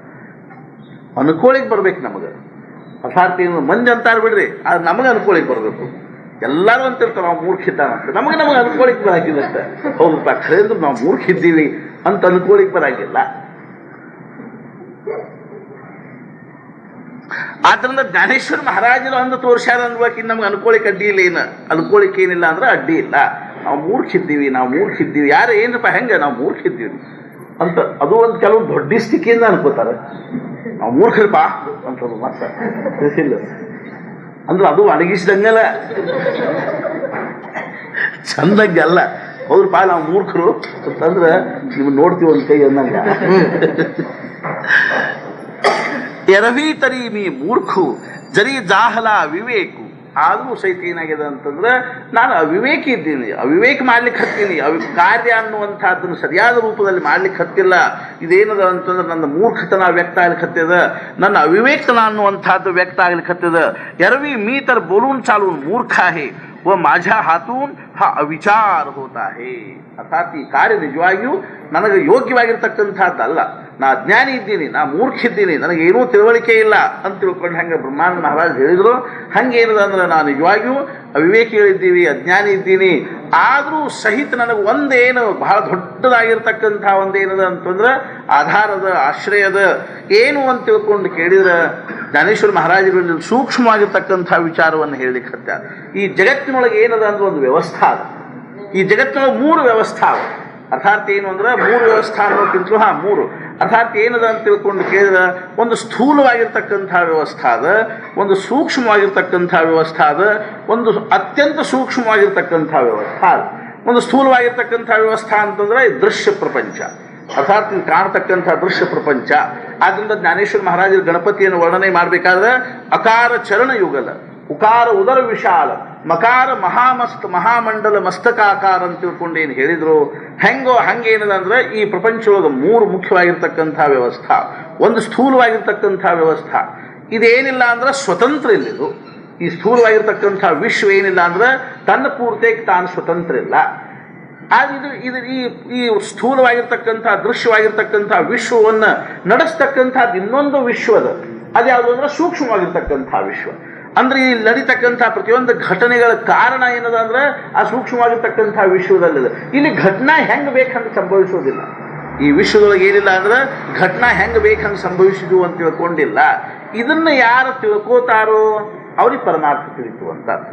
ಆದ್ರಿಂದ ಏನದ ಅಂತ ತಿಳ್ಕೊಂಡು ಕೇಳಿದ್ರೆ ಇಲ್ಲಿ ನಡೀತಕ್ಕಂಥ ಪ್ರತಿಯೊಂದು ಘಟನಾದ ಹಿಂದೆ ಅರ್ಥಾತ್ ಏನದ ಅಂತಂದ್ರೆ ಒಂದು ಕಾರ್ಯಕಾರಣ ಸಂಬಂಧ ಅನ್ನುವಂಥದ್ದು. ಕಾರ್ಯಕಾರಣ ಸಂಬಂಧ ಹೆಂಗೆ ಬೇಕು ಹಂಗೆ ಘಟನಾ ನಡೀತು ಅಂತ ತಿಳ್ಕೊಂಡಿಲ್ಲ. ಆದ್ರಿಂದ ಇದಕ್ಕೆ ಏನದ ಅಂತ ತಿಳ್ಕೊಂಡು ಹೇಳ್ತಾರೆ ಅಂತಂದ್ರೆ ಡಿವೈನ್ ಡಿಸೈನ್ ಅಂತ ತಿಳ್ಕೊಂಡು ಹೇಳ್ತಾರೆ. This word is mathematically perfect ಅಂತ. ಇಲ್ಲೇನಿಲ್ಲ, ಪ್ರತಿಯೊಂದು ಘಟನಾಕ್ಕೂ ತನ್ನದೇ ಆಗಿರ್ತಕ್ಕಂಥದ್ದೊಂದು ಕಾರಣದ, ತನ್ನದೇ ಆಗಿರ್ತಕ್ಕಂಥದ್ದು ಒಂದು ಏನದ ಅಂತಂದ್ರೆ ಸಮಯದ, ಕಾಲದ, ದೇಶದ, ಪರಿಸ್ಥಿತಿಯದ, ಪ್ರತಿಯೊಂದು ಘಟನಾಕ್ಕೂ ಒಂದು ಸೂತ್ರದ. ಆ ಸೂತ್ರ ಎಲ್ಲಿದೆ ಅಂತ ತಿಳ್ಕೊಂಡು ಕೇಳಿದ್ರೆ ಸೂಕ್ಷ್ಮವಾಗಿರ್ತಕ್ಕಂಥ ಜಗತ್ತಿನಾಗದ. ಇದೇನು ಅಂದ್ರೆ ವ್ಯಾವಹಾರಿಕವಾಗಿರ್ತಕ್ಕಂಥ ಜಗತ್ತಿನ ವಿಷಯ ಆಯಿತು, ಸ್ಥೂಲವಾಗಿರ್ತಕ್ಕಂಥ ದೃಶ್ಯವಾಗಿರೋ ವ್ಯಾವಹಾರಿಕ ಒಂದು ಜಗತ್ತಿನ ವಿಷಯ ಆಯಿತು. ಇನ್ನೊಂದು ಸೂಕ್ಷ್ಮವಾಗಿರ್ತಕ್ಕಂಥದ್ದು ಏನದ ಅಂತಂದ್ರೆ ಒಂದು ವ್ಯವಸ್ಥೆ ಅದು. ಅದು ಎಂಥ ವ್ಯವಸ್ಥೆ ಅಂದ್ರೆ ಆಧ್ಯಾತ್ಮಿಕ ವ್ಯವಸ್ಥೆ ಅದು. ಅರ್ಥಾತ್ ಏನಂದ್ರೆ ಭಗವಂತನ ಒಂದು ಮುಖ್ಯವಾಗಿರ್ತಕ್ಕಂಥ ಇದು ಅದು. ಅದನ್ನ ಮಹಾರಾಜರು ಹೇಳಿದ್ರಲ್ಲ, ಏನು ಮಾಡಲಿ ಅಂತಂದ್ರು, ಕೇಶರ ಕಸ್ತೂರಿ ಅಂಗಡಿ ಇಟ್ಕೊಂಡು ಕೂತೀನಿ, ಆದ್ರೆ ಬರೋ ಗಿರಾಕಿ ಎಲ್ಲ ಬರೀ ಇಂಗು ಜೀರಿಗೆವ ಅಂತ. ಅಂದ್ರೆ ಎರಡು ವ್ಯಾಪಾರ ನಡೆದದಿಲ್ರಿ, ಒಂದು ಕೇಶರ ಕಸ್ತೂರಿ ವ್ಯಾಪಾರ ಅದ, ಒಂದು ಇಂಗು ಜೀರಿಗೆ ವ್ಯಾಪಾರನೂ ಅದ. ಹೆಂಗೋ ಹಂಗೆ ಏನದ ಅಂದ್ರೆ ಇಲ್ಲಿ ಎರಡು ವ್ಯವಸ್ಥೆ ಅವ. ಒಂದೇನು ಅಂದ್ರೆ ವ್ಯಾವಹಾರಿಕ ವ್ಯವಸ್ಥೆ ಅದ, ಪ್ರಾಪಂಚಿಕ ವ್ಯವಸ್ಥೆ ಅದ. ಇನ್ನೊಂದು ಯಾವುದು ಅಂತಂದ್ರೆ ಪಾರಮಾರ್ಥಿಕವಾಗಿರ್ತಕ್ಕಂಥ ವ್ಯವಸ್ಥೆ ಅದ, ಆಧ್ಯಾತ್ಮಿಕ ವ್ಯವಸ್ಥೆ ಅದ. ಆದ್ರಿಂದ ಏನಾಗ್ತದ ಅಂತ ತಿಳ್ಕೊಂಡು ಕೇಳಿದ್ರೆ ಈ ಒಂದು ಆಧ್ಯಾತ್ಮಿಕವಾಗಿರ್ತಕ್ಕಂಥ ವ್ಯವಸ್ಥಾದಲ್ಲಿ ಒಂದು ಜೀವ ಅನ್ನುವಂಥದ್ದು ಆಧ್ಯಾತ್ಮಿಕವಾಗಿ ಏನಾದರೂ ಒಂದು ಸಾಧನೆ ಮಾಡಲಿಕ್ಕೆ ಶುರು ಮಾಡ್ತೀವಿ ಅಂದ್ರೆ ಅಥವಾ ಪ್ರವೃತ್ತ ಆತು ಅಂತಂದ್ರೆ ಆ ಆಧ್ಯಾತ್ಮಿಕ ವ್ಯವಸ್ಥಾ ಇರ್ತಕ್ಕಂಥ ಜಗತ್ತಿನಿಂದ ಆ ಜೀವಕ್ಕೆ ಅನೇಕ ಪ್ರಕಾರದಿಂದ ಏನಾಗ್ತಾವ ಅಂದ್ರೆ ಅನುಕೂಲತೆ ಅನ್ನುವಂಥ ಒದಗಲಿಕ್ಕೆ ಹತ್ತಾವ. ಆದ್ದರಿಂದ ಏನಾಗ್ತದೆ ಅಂತ ತಿಳ್ಕೊಂಡು ಕೇಳಿದ್ರೆ ಒಬ್ಬ ಸಾಧಕ ಸದ್ಗುರುಗಳಿಗೆ ಶರಣ ಹೋಗಿ ಸದ್ಗುರುಗಳ ಅನುಗ್ರಹ ತಗೊಂಡ ಅಥವಾ ಸದ್ಗುರುವನ್ನು ಹೊಂದಿದ ಅಂದ ಕೂಡಲೇ ಅವನಿಗೆ ಜಗತ್ತೊಳಗಿರ್ತಕ್ಕಂಥ ಎಲ್ಲ ಸತ್ಪುರುಷರು ಅನುಕೂಲ ಆಗ್ತಾರೆ. ಒಬ್ಬ ಶಿಷ್ಯ ಒಬ್ಬ ಸಾಧಕ ಏನಾದ ಅಂದ್ರೆ ಗುರು ಉಳ್ಳವ ಆದ ಅಂತಂದ್ರೆ ಅವನಿಗೆ ಎಲ್ಲ ಸತ್ಪುರುಷರು ಏನು ಮಾಡಿಬಿಡ್ತಾರಂದ್ರೆ ಅನುಕೂಲ ಆಗ್ತಾರೆ. ಅಲ್ಲಿ ಏನಿಲ್ಲ ಅಂತ ನಮ್ಮ ಹಂಗೆ ರಾಗದ್ವೇಷ ಇಲ್ಲ, ಆ ಜಗತ್ತಿನೊಳಗೆ ಏನಿಲ್ಲ ಅಂತಂದ್ರೆ ನಮ್ಮ ಹಂಗೆ ರಾಗದ್ವೇಷ ಇಲ್ಲ. ಈ ವ್ಯಾವಹಾರಿಕ ಜಗತ್ತಿನೊಳಗೆ ಅದ, ನಾವು ಯಾವ್ದನ್ನೇ ಒಬ್ಬರನ್ನ ಪ್ರೇಮ್ ಮಾಡ್ಲಿಕ್ಕೆ ಹತ್ತೀವಿ, ಪ್ರೀತಿ ಮಾಡ್ಲಿಕ್ಕೆ ಹತ್ತೀವಿ, ಮತ್ತೊಬ್ಬ ಸಿಟ್ಟು ಬರ್ತದೆ, ನೋಡಪ್ಪ ಅವನ ಕಡೆಗೆ ಹೋಗ್ತಾನವ. ಹಂಗೆ ಆಧ್ಯಾತ್ಮಿಕ ಜಗತ್ತಿನೊಳಗೆ ಏನಿಲ್ಲ ಅಂದ್ರೆ ಇಂಥ ರಾಗದ್ವೇಷ ಇಲ್ಲ. ನಾವು ಮಹಾರಾಜರು ಶಿಷ್ಯರಾದ್ವಿ ಅಂದ್ರೆ ಜಗತ್ತಿನೊಳಗೆ ಏನು ಸತ್ಪುರುಷರು ಅಂತ ತಿಳ್ಕೊಂಡಿರ್ತಾರೋ ಅವರೆಲ್ಲರೂ ಏನಾಗ್ತಾರಂದ್ರೆ ಅವ್ರಿಗೆ ಅನುಕೂಲ ಆಗ್ತಾರೆ. ಅರ್ಥಾತ್ ಏನಂದ್ರೆ ಅವನ ವಿಷಯದಲ್ಲಿ ಎಲ್ಲರಿಗೂ ತಮಗೆ ಹೆಂಗೆ ಶಕ್ಯದನೋ ಹಂಗೆ ಅವ್ನಿಗೆ ಏನು ಮಾಡ್ತಾರೆ, ಮಾರ್ಗದರ್ಶನ ಮಾಡ್ತಾರೆ. ಆದ್ದರಿಂದ ಜ್ಞಾನೇಶ್ವರ ಮಹಾರಾಜರು ಏನಂತಾರ ಅಂತ ತಿಳ್ಕೊಂಡು ಕೇಳಿದ್ರೆ ತರಿ ಸಂತ ಕೃಪಾ ದೀಪಕ್ಕೂ ಸೋಜ್ವಳುವಸೆ. ನನಗೇನಾಗಿದೆ ಅಂತ ತಿಳ್ಕೊಂಡು ಕೇಳಿದ್ರೆ ಯಾಕೆ ಅಂತ ತಿಳ್ಕೊಂಡು ಕೇಳಿದ್ರೆ ಪರಿ ಏಥಸೇಕ ಆಧಾರು ತೇಣೇಚಿ ಬೋಲೆ ಮೀ ಸಧರು ಜೇ ಸಾನುಕೂಲ ಶ್ರೀಗುರು ಜ್ಞಾನದೇವೋ ಮನೆ. ಅದಕ್ಕೂ ಕೆಳಗಿಂದಕ್ಕೂ ಸಂಬಂಧದ. ಸದ್ಗುರು ನನಗೆ ಅನುಕೂಲವಾಗಿರೋದ್ರಿಂದ ಏನಾಯ್ತು ಅಂತ ತಿಳ್ಕೊಂಡು ಕೇಳಿದ್ರೆ ಸಂತ ಕೃಪಾ ದೀಪಕ್ಕೂ ಸೋಜ್ವಳುವಸೆ. ಸತ್ಪುರುಷರು ಅನ್ನುವಂಥ ಒಂದು ಸತ್ಪುರುಷದ ಕೃಪಾ ಅನ್ನುವಂಥ ದೀಪಕ್ಕೆ ನನಗೆ ಪ್ರಾಪ್ತ ಆಯ್ತು, ಜ್ಯೋತಿ ಅನ್ನುವಂಥದ್ದು ಪ್ರಕಾಶ ಅನ್ನುವಂಥದ್ದು ನನಗೆ ಪ್ರಾಪ್ತ ಆಯ್ತು. ಯಾಕೆ ಅಂತ ತಿಳ್ಕೊಂಡು ಕೇಳಿದ್ರೆ ನಾನೇನಾದೆ ಅಂದ್ರೆ ಸದ್ಗುರುಗಳಿಗೆ ಶರಣ ಹೋದೆ. ನನಗೆ ಸದ್ಗುರುಗಳ ಅನುಕೂಲ ಆದ ಕೂಡಲೇ ನನಗೆಲ್ಲ ಸಂತರು ಅನುಕೂಲ ಆದರು. ನಾನು ಸದ್ಗುರುಗಳಿಗೆ ಶರಣ ಹೋದ ಕೂಡಲೇ ಹಿಂಗೆ ಸದ್ಗುರುಗಳಲ್ಲೇ ಸಾಧು ಸತ್ಪುರುಷರಲ್ಲಿ ಏನಿಲ್ಲ ಅಂತಂದ್ರೆ ಅವನ ಶಿಷ್ಯ ಅಂತ ತಿಳ್ಕೊಂಡು ಮತ್ತೊಬ್ಬ ಸಾಧು ಸತ್ಪುರುಷರು ನಮ್ಮ ಮೇಲೆ ಸಿಟಿ ಹೇಳುವುದಿಲ್ಲ, ನೀ ಅವನ ಶಿಷ್ಯ ಇದ್ದಿ ನನ್ನ ಕಡೆ ಯಾಕೆ ಬರ್ತೀವಿ ಹೋಗು ಅಂತ ತಿಳ್ಕೊಂಡು ಅನ್ನೋದಿಲ್ಲ. ಆದ್ರಲ್ಲಿ ಏನದ ಅಂದ್ರೆ ಅವರು ಸಹಿತ ಆ ಮಾರ್ಗದಲ್ಲಿ ಸಾಕಷ್ಟು ಏನು ಮಾಡ್ತಾರ ಅಂತ ತಿಳ್ಕೊಂಡು ಕೇಳಿದ್ರೆ ಮಾರ್ಗದರ್ಶನವನ್ನು ಮಾಡ್ತಕ್ಕಂಥವ್ರು. ಅರ್ಥಾತ್ ಏನು ಅಂತಂದ್ರೆ ಒಬ್ಬ ಸಾಧಕ ಸಾಧನೆ ಮಾಡ್ತಾ ಇದ್ದಾಗ ಒಬ್ಬ ಅವರಿಗೆ ಸದ್ಗುರುಗಳು ಅರ್ಥಾತ್ ಅವನಿಗೆ ಮಾರ್ಗದರ್ಶನ ಮಾಡ್ತಾ ಇದ್ರು, ಸಾಧನೆ ಮಾಡಿಸ್ತಾ ಇದ್ರು. ಅರ್ಥಾತ್ ಆ ಸತ್ಪುರುಷರು ತೀರ್ಕೊಂಡ್ರು, ದೇಹ ಬಿಟ್ಟರು ಅಂತಂದ್ರೆ ಆ ಸಾಧಕನ ಮುಂದಿನ ಜೀವನವನ್ನು ಅವರು ಸೂಕ್ಷ್ಮದೊಳಗಿದ್ದುಕೊಂಡು ಏನು ಮಾಡ್ತಾರೆ ಅಂದ್ರೆ ಸಾಧನೆಯ ವಿಷಯದಲ್ಲಿ ಅವನಿಗೆ ಮಾರ್ಗದರ್ಶನ ಮಾಡ್ತಾ ಇರ್ತಾರೆ. ಅರ್ಥಾತ್ ಅವ್ರು ಹೋದ್ರು ಅನ್ನೋ ಮಾತ್ರದಿಂದನ ಅವನ ಸಾಧನೆ ಮುಗಿದು ಹೋತು ಅಂತ ತಿಳ್ಕೊಂಡಲ್ಲ, ಅವರು ಸೂಕ್ಷ್ಮದಲ್ಲಿದ್ದುಕೊಂಡು ಯಾರಾದರೂ ಮತ್ತು ಬೇರೆ ಸಾಧು ಸತ್ಪುರುಷರ ಮೂಲಕವಾಗಿ ಅವ್ನಿಗೆ ಏನು ಮಾಡ್ತಾರೆ ಮಾರ್ಗದರ್ಶನವನ್ನು ಮಾಡಲಿಕ್ಕೆ ಶಕ್ಯದ. ಆದ್ದರಿಂದ ಏನದ ಅಂತ ತಿಳ್ಕೊಂಡು ಕೇಳಿದ್ರೆ ಈ ಪ್ರಕಾರವಾಗಿ ನಾನು ಸದ್ಗುರುಗಳಿಗೆ ಶರಣ ಹೋಗಿರೋದ್ರಿಂದಾಗಿ ಸದ್ಗುರುಗಳು ನನಗೆ ಅನುಕೂಲವಾಗಿರೋದ್ರಿಂದಾಗಿ ನನಗೇನು ಪ್ರಾಪ್ತ ಆಗಿದೆ ಅಂತಂದ್ರೆ ತರಿ ಸಂತ ಕೃಪಾ ದೀಪಕ್ಕೂ ಸೋಜ್ವಳುವಸೆ. ಸಂತ ಕೃಪಾ ದೀಪಕ ಅನ್ನುವಂಥದ್ದು ಪ್ರಾಪ್ತ ಆಗಿದೆ. ಸಂತ ಕೃಪೇಚ ದಿವಾ ಮಜ ಪುಡೆ ಸಾರ್ಖಾ ಲಖಲಖಿತ ಜಳತಾ ಹೇ. ಸಂತ ಕೃಪಾ ಅನ್ನುವಂಥದ್ದು ನನಗೆ ಪ್ರಾಪ್ತವಾಗಿದೆ ಅಂತ ತಿಳ್ಕೊಂಡು ಆದ್ರಿಂದ ಏನದ ಅಂತ ತಿಳ್ಕೊಂಡು ಕೇಳಿದ್ರೆ ಒಬ್ಬ ಸತ್ಪುರುಷರ ಪಾಲ ಗಟ್ಟೆ ಹಿಡ್ಕೊಂಡ್ಬಿಟ್ರೆ ಸಾಕು. ಜಗತ್ತಿನೊಳಗಿನ ಎಲ್ಲ ಸತ್ಪುರುಷರು ಸಹಿತ ಏನಾಗ್ತಾರೆ ಅಂತಂದ್ರೆ ಅನುಕೂಲ ಆಗ್ತಾರೆ. ನಾವು ಅತ್ಯಂತ ಪ್ರಾಮಾಣಿಕವಾಗಿ ಅಂತಃಕರಣಪೂರ್ವಕವಾಗಿ ಒಬ್ಬ ಸತ್ಪುರುಷರ ಪಾದ ಹಿಡ್ಕೊಂಡಿವಿ ಅಂದ್ರೆ ಅದನ್ನು ಮಹಾರಾಜ್ ಹೇಳಿದಿಲ್ಲ, ಏನೇನು ಮಾಡಲಿಕ್ಕೆ ಶಕ್ಯವಾಗದೆ ಇದ್ರೆ ಒಬ್ಬ ಸತ್ಪುರುಷನ ಗಟ್ಟೆ ಹಿಡ್ಕೊಂಡ್ಬಿಟ್ರೆ ಸಾಕು ಅಂತ. ಅರ್ಥಾತ್ ಏನು ಅಂದ್ರೆ ಒಬ್ಬ ಸತ್ಪುರುಷರಿಗೆ ಸದ್ಗುರುಗಳಿಗೆ ಶರಣ ಹೋಗಿಬಿಟ್ರೆ ಸಾಕು. ಮೂರ್ತಿಮಂತ ಬ್ರಹ್ಮಜ್ಞಾನವೇ ಮೂರ್ತಿಮಂತ ಆಗಿ ನಿಂತದೋ ಏನು ಅನ್ನುವಂಥ ಒಬ್ಬ ಸತ್ಪುರುಷರಿಗೆ ನಾವು ಶರಣ ಹೋಗಿಬಿಟ್ಟಿವಿ ಅಂತಂದ್ರೆ ಆ ಜ್ಞಾನಕ್ಕೆ ಅಭಿಮುಖ ಆಗಿಬಿಟ್ಟಿವಿ ಅಂದ್ರೆ ಅರ್ಥಾತ್ ಏನು ಅಂತಂದ್ರೆ ಜಗತ್ತೊಳಗಿನ ಎಲ್ಲ ಜ್ಞಾನವೂ ಸಹಿತ ನಮ್ಮ ಕಡೆಗೆ ಹರಿದು ಬರ್ಲಿಕ್ಕೆ ಹತ್ತದ. ಅರ್ಥಾತ್ ಏನು ಅಂತಂದ್ರೆ ಆದ್ದರಿಂದ ಸದ್ಗುರುಗಳಿಗೆ ಶರಣ ಹೋ. ಲೋಹಾಚೆ ಕನಕ ಹೋಯೆ ಹೇ ಸಾಮರ್ಥ್ಯ ಪರಿಸೀಚ ಆಹೆ ಹಿ ಮೃತ ಹಿ ಜೀವಿತ ಲಾಹೆ ಅಮೃತ ಸಿದ್ಧಿ ಶ್ರೀರಾಮ್. ಜ್ಞಾನೇಶ್ವರ ಮಹಾರಾಜರು ಯಾವ ರೀತಿಯಾಗಿ ಸಂತ ಕೃಪಾ ಆಗೋದ್ರಿಂದಾಗಿ ಸದ್ಗುರುಗಳ ಅನುಗ್ರಹ ಆಗೋದ್ರಿಂದ ಸ್ವಾಭಾವಿಕವಾಗಿಯೇ ಹೆಂಗೆ ಏನಾಗ್ತದೆ ಅಂತಂದ್ರೆ ಆ ವ್ಯಕ್ತಿಯಲ್ಲಿ ಯೋಗ್ಯತಾ ಬರ್ತದೆ, ಆ ವ್ಯಕ್ತಿಯ ಜೀವನದೊಳಗೆ ಏನಾಗ್ತದೆ ಕ್ರಾಂತಿ ಆಗ್ತದೆ ಅನ್ನೋದನ್ನು ಉದಾಹರಣೆಯಿಂದ ಹೇಳ್ತಾ ಇದ್ದಾರೆ. लोखंडाचे सोने होते खरे परंतु तसे करण्याचे सामर्थ्य केवळ परिसामध्येच आहे. किंवा मेलेल्यासही परत जीवित लाभते पण तो प्रताप केवळ अमृताचा आहे. अर्थात ಸತ್ತವರನ್ನು ಬದುಕಿಸ್ತಕ್ಕಂಥ ಯೋಗ್ಯತಾ ಎದ್ರೊಳಗದ ಅಂತ ತಿಳ್ಕೊಂಡು ಕೇಳಿದ್ರೆ ಅಮೃತದೊಳಗದ. ಅದಕ್ಕೆ ಸತ್ತವ್ರು ಏನು ಮಾಡ್ಬೇಕು? ಹಂಗಾರೆ ಸತ್ತವ್ರು ಏನಾದ್ರು ಮಾಡ್ಬೇಕಾಗಿರ್ತದೆ ಅಂದ್ರೆ ಅವ್ರು ಬಾಯಿ ತಕೊಂಡು ಬಿದ್ದಿರ್ಬೇಕು ಅಂದ್ರೆ ಅವ್ರಾಗ ಅಮೃತ ಬಿತ್ತು ಅಂತಂದ್ರೆ ಅವ್ರು ಹೇಳ್ತಾರ ಅಂತ ತಿಳ್ಕೊಂಡ್ರೆ ಸತ್ತವ್ ಹೆಂಗೆ ಬೇಕಾದಂಗೆ ಬಿದ್ದಿರವಲ್ಲ. ಅವನ ಮೇಲೆ ಅಮೃತ ಸಿಂಚನ ಆದ್ರೆ ಸಾಕು, ಅವ ಏನು ಮಾಡ್ತಾನಂದ್ರೆ ಎದ್ದು ಕೂತ್ ಬಿಡ್ತಾನೆ. ಕಬ್ಬಣ ಎತ್ಲಾಗಲೇ ಮಾಡಿಕೊಂಡು ಬಿದ್ದಿರುವಲ್ತಾಕ ಆದ್ರೆ ಅದಕ್ಕೆ ಸ್ಪರ್ಶ ಆದ್ರೆ ಸಾಕು, ಅದೇನಾಗ್ತದೆ ಅಂದ್ರೆ ಸುವರ್ಣ ಹೆಂಗೆ ಆಗಿಬಿಡ್ತದನು. ಹಂಗೇನದ ಅಂದ್ರೆ ಸದ್ಗುರುಗಳ ಅನುಕೂಲ ಇದ್ರೆ ಸಾಕು. ಅರ್ಥಾತ್ ಏನು ಅಂದ್ರೆ ಸ್ಪರ್ಶಮಣಿ ಅನ್ನುವಂಥದ್ರ ಮನಸ್ಸಿನಾಗ ಬಂತೇನು ಅಂತಂದ್ರೆ ಈ ಕಬ್ಬಣವನ್ನು ಬಂಗಾರ ಮಾಡಬೇಕು ಅನ್ನುವಂಥ ಭಾವ ಆ ಸ್ಪರ್ಶಮಣಿ ಒಳಗೆ ಬಂದು ಬಿಟ್ರೆ ಆ ಕಬ್ಬಣವನ್ನು ಅದು ಏನು ಮಾಡಿಬಿಡ್ತದೆ ಬಂಗಾರ ಮಾಡಿಬಿಡ್ತದೆ. ಅದಕ್ಕಾಗಿ ಕಬ್ಬಣ ಏನು ಪ್ರಯತ್ನ ಮಾಡಬೇಕಾಗಿದೆ, ಏನೇನು ಕಬ್ಬಣ ಪ್ರಯತ್ನ ಮಾಡಬೇಕಾಗಿ ಬರೋದು. ಆದ್ರೆ ರಾಮಕೃಷ್ಣರು ಏನಂದ್ರು ಅಂತಂದ್ರೆ ಭಗವಂತಂದು ಮತ್ತು ಸದ್ಗುರುಗಳದ್ದು ಹೆಂಗಿರ್ತಂದ್ರೆ ಅಹೈತುಕಿ ಕೃಪಾ ಇರ್ತದೆ. ಅವ್ರು ಯಾವ ಯೋಗ್ಯತಾ ನೋಡಿ ನಮ್ಗೆ ಕೃಪಾ ಮಾಡ್ತಾರಂತ ತಿಳ್ಕೊಂಡು ಕೇಳಿದ್ರೆ ನಮ್ಮಲ್ಲಿ ಬಾಕಿ ಯಾವ ಯೋಗ್ಯತಾನೂ ಬೇಕಾಗಿಲ್ಲ ಖರೆ. ಆದ್ರೆ ಏನು ಅಂದ್ರೆ ಅದಕ್ಕೆ ನಾವೇನಾಗ ಮುಂಚೆ ಕಬ್ಬಣದೇ ಆಗಬೇಕಲ್ಲ. ನಾವು ಹಿತ್ತಾಳೆ ಹಾಕೊಂಡು ಕೂತ್ರೆ ಬಂಗಾರ ಆಗಂಗಿಲ್ಲ. ಅಲ್ಲಿ ನಾವು ಬೆಳ್ಳಿ ಆದ್ರೂ ಬಂಗಾರ ಆಗಂಗಿಲ್ಲ, ಹಿತ್ತಾಳೆ ಆದ್ರೂ ಬಂಗಾರ ಆಗಂಗಿಲ್ಲ, ತಾಮ್ರ ಆದ್ರೂ ಬಂಗಾರ ಆಗಂಗಿಲ್ಲ.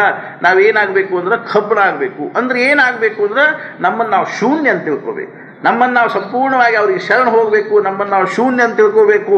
ಅಂದ್ರೆ ಮಾತ್ರ ಏನಾಗ್ಲಿಕ್ಕೆ ಶಕ್ಯದ ಅಂತಂದ್ರೆ ಆ ಸ್ಪರ್ಶಮಣಿ ಅನ್ನುವಂಥದ್ದು ನಮ್ಮನ್ನು ಸ್ಪರ್ಶ ಮಾಡಿ ಬಂಗಾರ ಮಾಡ್ಲಿಕ್ಕೆ ಶಕ್ಯದ.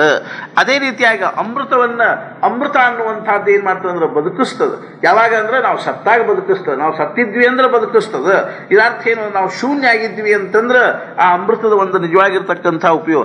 ಜರಿ ಪ್ರಗಟೆ ಸಿದ್ಧ ಸರಸ್ವತಿ ತರಿ ಮುಖಯಾಥಿ ಭಾರತಿ ಏಥ ವಸ್ತು ಸಾಮರ್ಥ್ಯ ಶಕ್ತಿ ನವಲಕಾಯಿ ಶ್ರೀರಾಮ.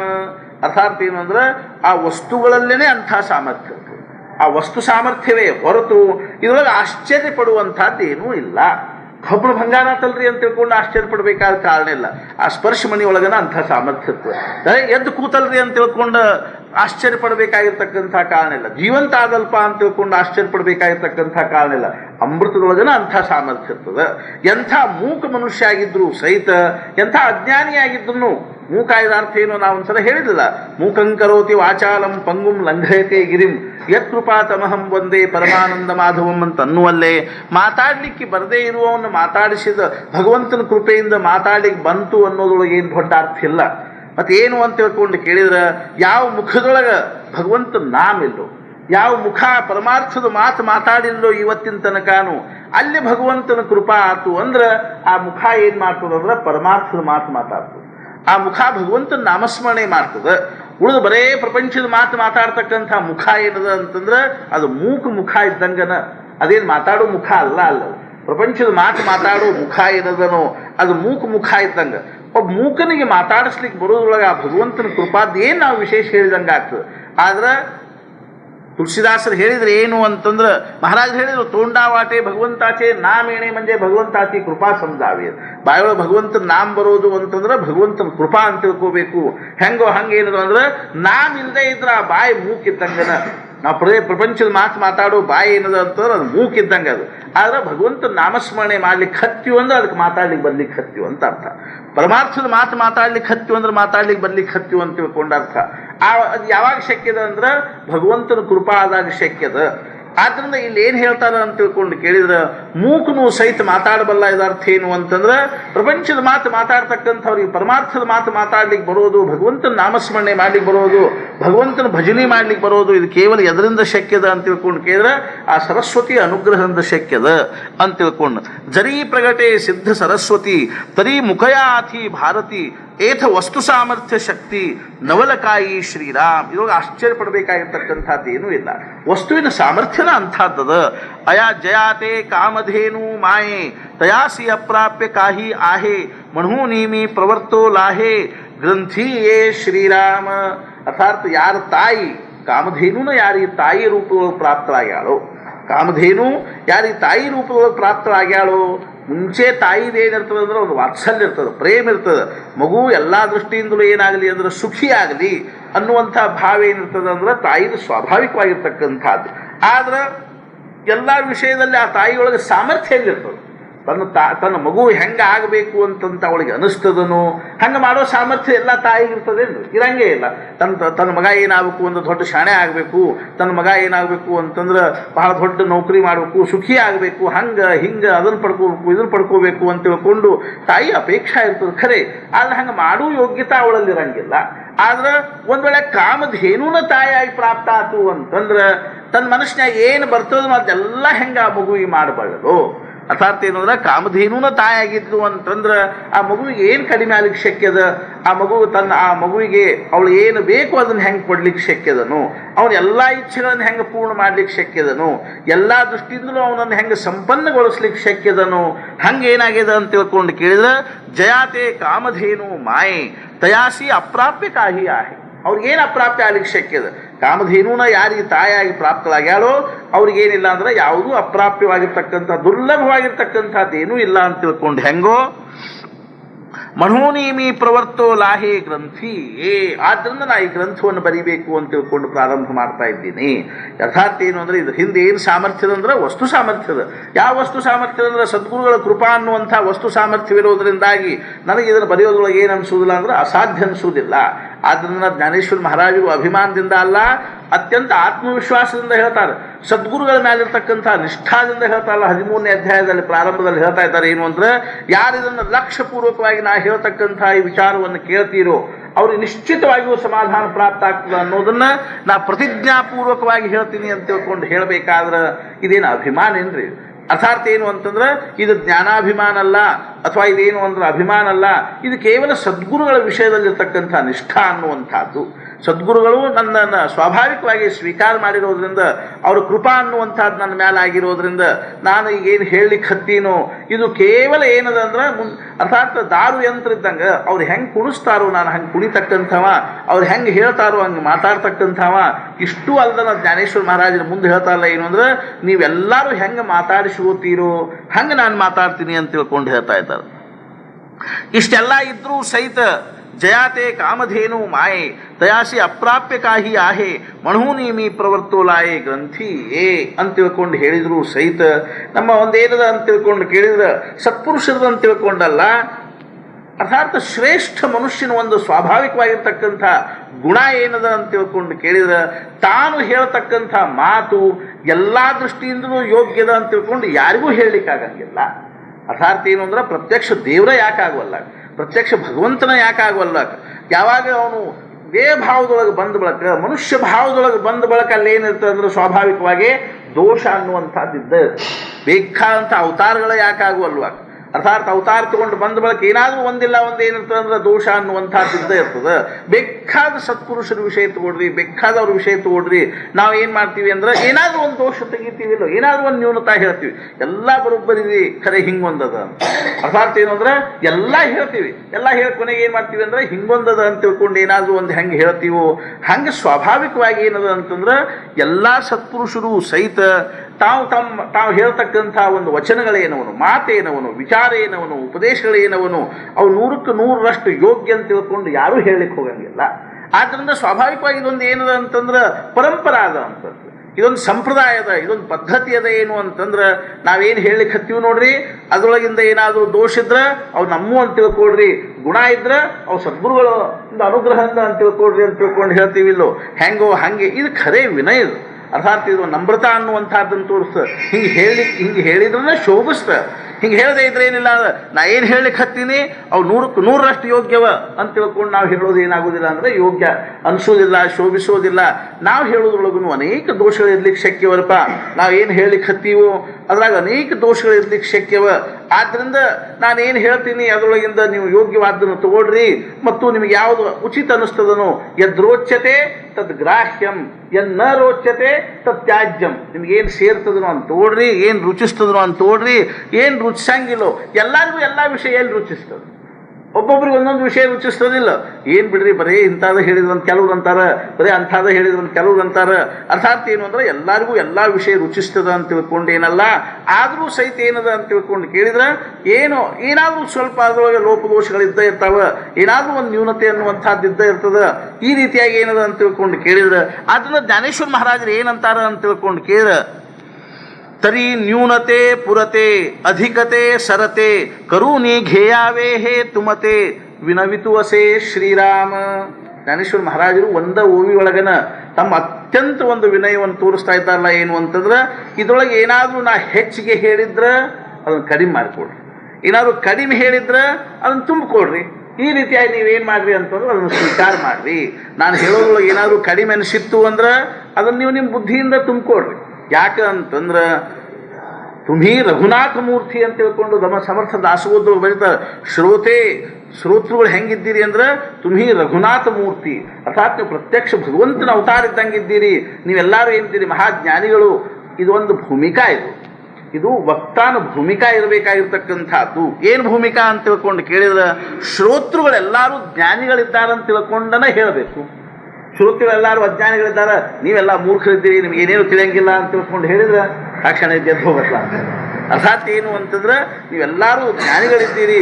ಅರ್ಥಾತ್ ಬರೀತಾರಲ್ಲಿ ಏನು ಅಂತ ಸಮರ್ಥ ರಾಮದಾಸ ಸ್ವಾಮಿಗಳು ದಾಸೋದು ಬರೀತಾರೆ, ನಿಮಗೆ ಗೊತ್ತಿಲ್ಲ ಅನ್ನುವಂಥ ವಿಷಯನೇ ಇಲ್ಲ ಅಂತ.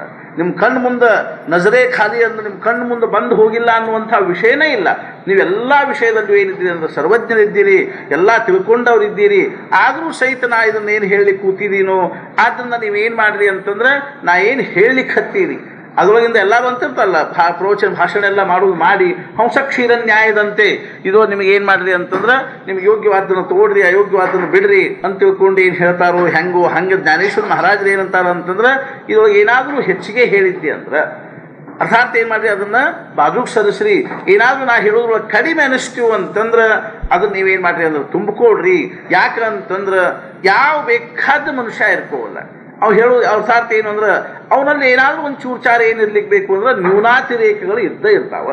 ಮನುಷ್ಯ ಅಂದ ಬಳಕ ಅವನಲ್ಲಿ ಏನು ಲೋಪದೋಷಗಳು ಇದ್ದೇ ಇರ್ತಾವೆ. ಆದ್ದರಿಂದ ಅದಕ್ಕನುಸಾರವಾಗಿ ನಾ ಹೇಳ್ತಕ್ಕಂಥದ್ದಲ್ಲಿ ಎಷ್ಟೋ ವಿಷಯ ಏನಾಗ್ಬೋದು ಅಂತಂದ್ರೆ ಇದು ಆಗ್ಬೋದು, ಅನುಕೂಲ ಅನಿಸ್ಬೋದು, ಎಷ್ಟೋ ವಿಷಯ ಪ್ರತಿಕೂಲ ಅನಿಸ್ಬೋದು. ಒಬ್ಬರು ಲೇಲೆ ಅಂತ ತಿಳ್ಕೊಂಡು ಬನಾರಸ್ ಯೂನಿವರ್ಸಿಟಿಯಲ್ಲೇ ಅರ್ಥಾತ್ ಏನಂತಂದ್ರೆ ಫಿಲಾಸಫಿ ರೀಡರ್ ಇದ್ದು ಅವರು ಏನು ಮಾಡಿದರು ಅಂತಂದ್ರೆ ಜ್ಞಾನೇಶ್ವರಿಯನ್ನು ಕುರಿತು ಒಂದು ಪುಸ್ತಕ ಬರೆದಾರ. ಜ್ಞಾನೇಶ್ವರಿ ತಂತ್ರ ತಾಂತ್ರಿಕ ಅಲ್ಲ, ಜ್ಞಾನೇಶ್ವರಿಯ ತಾಂತ್ರಿಕ ಒಂದು ಇದು ಅಂತ ತಿಳ್ಕೊಂಡ್ರೆ ಅಭ್ಯಾಸ, ತಾಂತ್ರಿಕ ಚಿಂತನೆ. ಅದರೊಳಗೆ ಅವ್ರು ಏನು ಬರೀತಾರೆ, ಜ್ಞಾನೇಶ್ವರ ಮಹಾರಾಜರು ಅನೇಕ ವಿಚಾರಗಳನ್ನು ಖಂಡನೆ ಮಾಡ್ಯಾರ. ಅರ್ಥಾತ್ ಏನಂದ್ರೆ ಜ್ಞಾನೇಶ್ವರ ಮಹಾರಾಜರು ಇಲ್ಲಿ ಹಿಂಗೆ ಹೇಳಬಾರ್ದಾಗಿತ್ತು, ಇಲ್ಲಿ ಹಿಂಗೆ ಹೇಳಬಾರ್ದು ಅಂದ್ಬಳಕ ಇದ್ದಾರಿಲ್ರಿ ವಸ್ತಾದ್ರು ಜಗತ್ತಿನಾಗ. ಜ್ಞಾನೇಶ್ವರಿಯನ್ನು ಖಂಡನೆ ಮಾಡ್ತಕ್ಕಂಥವ್ರು ಏನಿದ್ದಾರೆ ಜಗತ್ತಿನಾಗ ಇದ್ದಾರೆ. ಆದ್ದರಿಂದ ಜ್ಞಾನೇಶ್ವರ ಮಹಾರಾಜರು ಹಿಂಗೆ ಹೇಳೋದಾಗ ಏನು ತಪ್ಪದ ಅಂತೀನಿ ನಾನು. ಆದ್ದರಿಂದ ಜ್ಞಾನೇಶ್ವರ ಮಹಾರಾಜರ ಆದರೂ ಸಹಿತ ಅವ್ರು ಸ್ವಾಭಾವಿಕವಾಗಿ ಏನು ಹೇಳ್ತಾರೆ ಅಂತಂದ್ರೆ ನಿಮಗೆ ಯಾವುದು ಯೋಗ್ಯ ಅನಿಸ್ತದನೋ ಅದನ್ನು ಏನು ಮಾಡಿರಿ ಅಂದ್ರೆ ಏನು ಕಡಿಮೆ ಅನಿಸ್ತದನೋ ಅಂತ ತಗೊಳ್ರಿ, ಏನು ಹೆಚ್ಚು ಅನಿಸ್ತದನೋ ಅಂತ ಬಿಡ್ರಿ ಅಂತ ತಿಳ್ಕೊಂಡು ಎಲ್ಲರೂ ಸ್ವತಃ ಲೋಕಮಾನ್ಯ ತಿಲಕರು ಸಹಿತ ಜ್ಞಾನೇಶ್ವರಿಯನ್ನು ಒಂದೊಂದು ಕಡೆ ಖಂಡನೆ ಮಾಡ್ಯಾರ. ಲೋಕಮಾನ್ಯ ತಿಲಕರು ಕರ್ಮಯೋಗವನ್ನು ಪ್ರತಿಪಾದನೆ ಮಾಡಬೇಕಾದ್ರೆ ಜ್ಞಾನೇಶ್ವರ ಮಹಾರಾಜರು ಇಲ್ಲಿ ಅರ್ಥಾತ್ ಏನಂದ್ರೆ ಭಕ್ತಿಯನ್ನು ಮುಖ್ಯವಾಗಿ ಹೇಳಿರೋದನ್ನು ಅವ್ರು ಏನು ಮಾಡಿದ್ರು ಅಂತ ಖಂಡನೆ ಮಾಡಿದರು.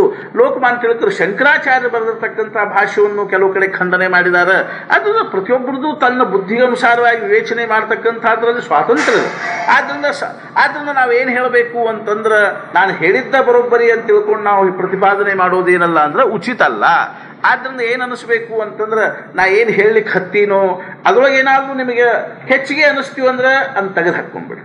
ನಿಮಗೇನಾದರೂ ಕಡಿಮೆ ಅನ್ನಿಸ್ತಿತ್ತು ಅಂದ್ರೆ ಅದನ್ನು ತುಂಬಿಕೊಡ್ರಿ ಅಂತ ಹೇಳೋದು ಏನದ ಅಂದ್ರೆ ಖರೆ ಅಂದ್ರೂ ಆ ವಕ್ತಾನ ಅಂತಃಕರಣದಲ್ಲಿರ್ತಕ್ಕಂಥ ಏನು ಅಂತಂದ್ರೆ ಒಂದು ವಿನಯ ಭಾವ ಅನ್ನುವಂಥದ್ದು ಅರ್ಥಾತ್ ಅದು. ಆದ್ದರಿಂದ ಜ್ಞಾನೇಶ್ವರ ಮಹಾರಾಜ್ ತರಿ ನ್ಯೂನತೆ ಪುರತೆ ಅಧಿಕತೆ ಸರತೆ ಕರುಣಿ ಘೇಯಾವೇಹೇ ತುಮತೆ ವಿನವಿತ್ವಸೆ ಶ್ರೀರಾ आता देईजो अवधान तुम्ही बोलविल्या मी बोलेन जैसे चेष्टे सूत्राधीन दारुयंत्र ಶ್ರೀರಾಮ.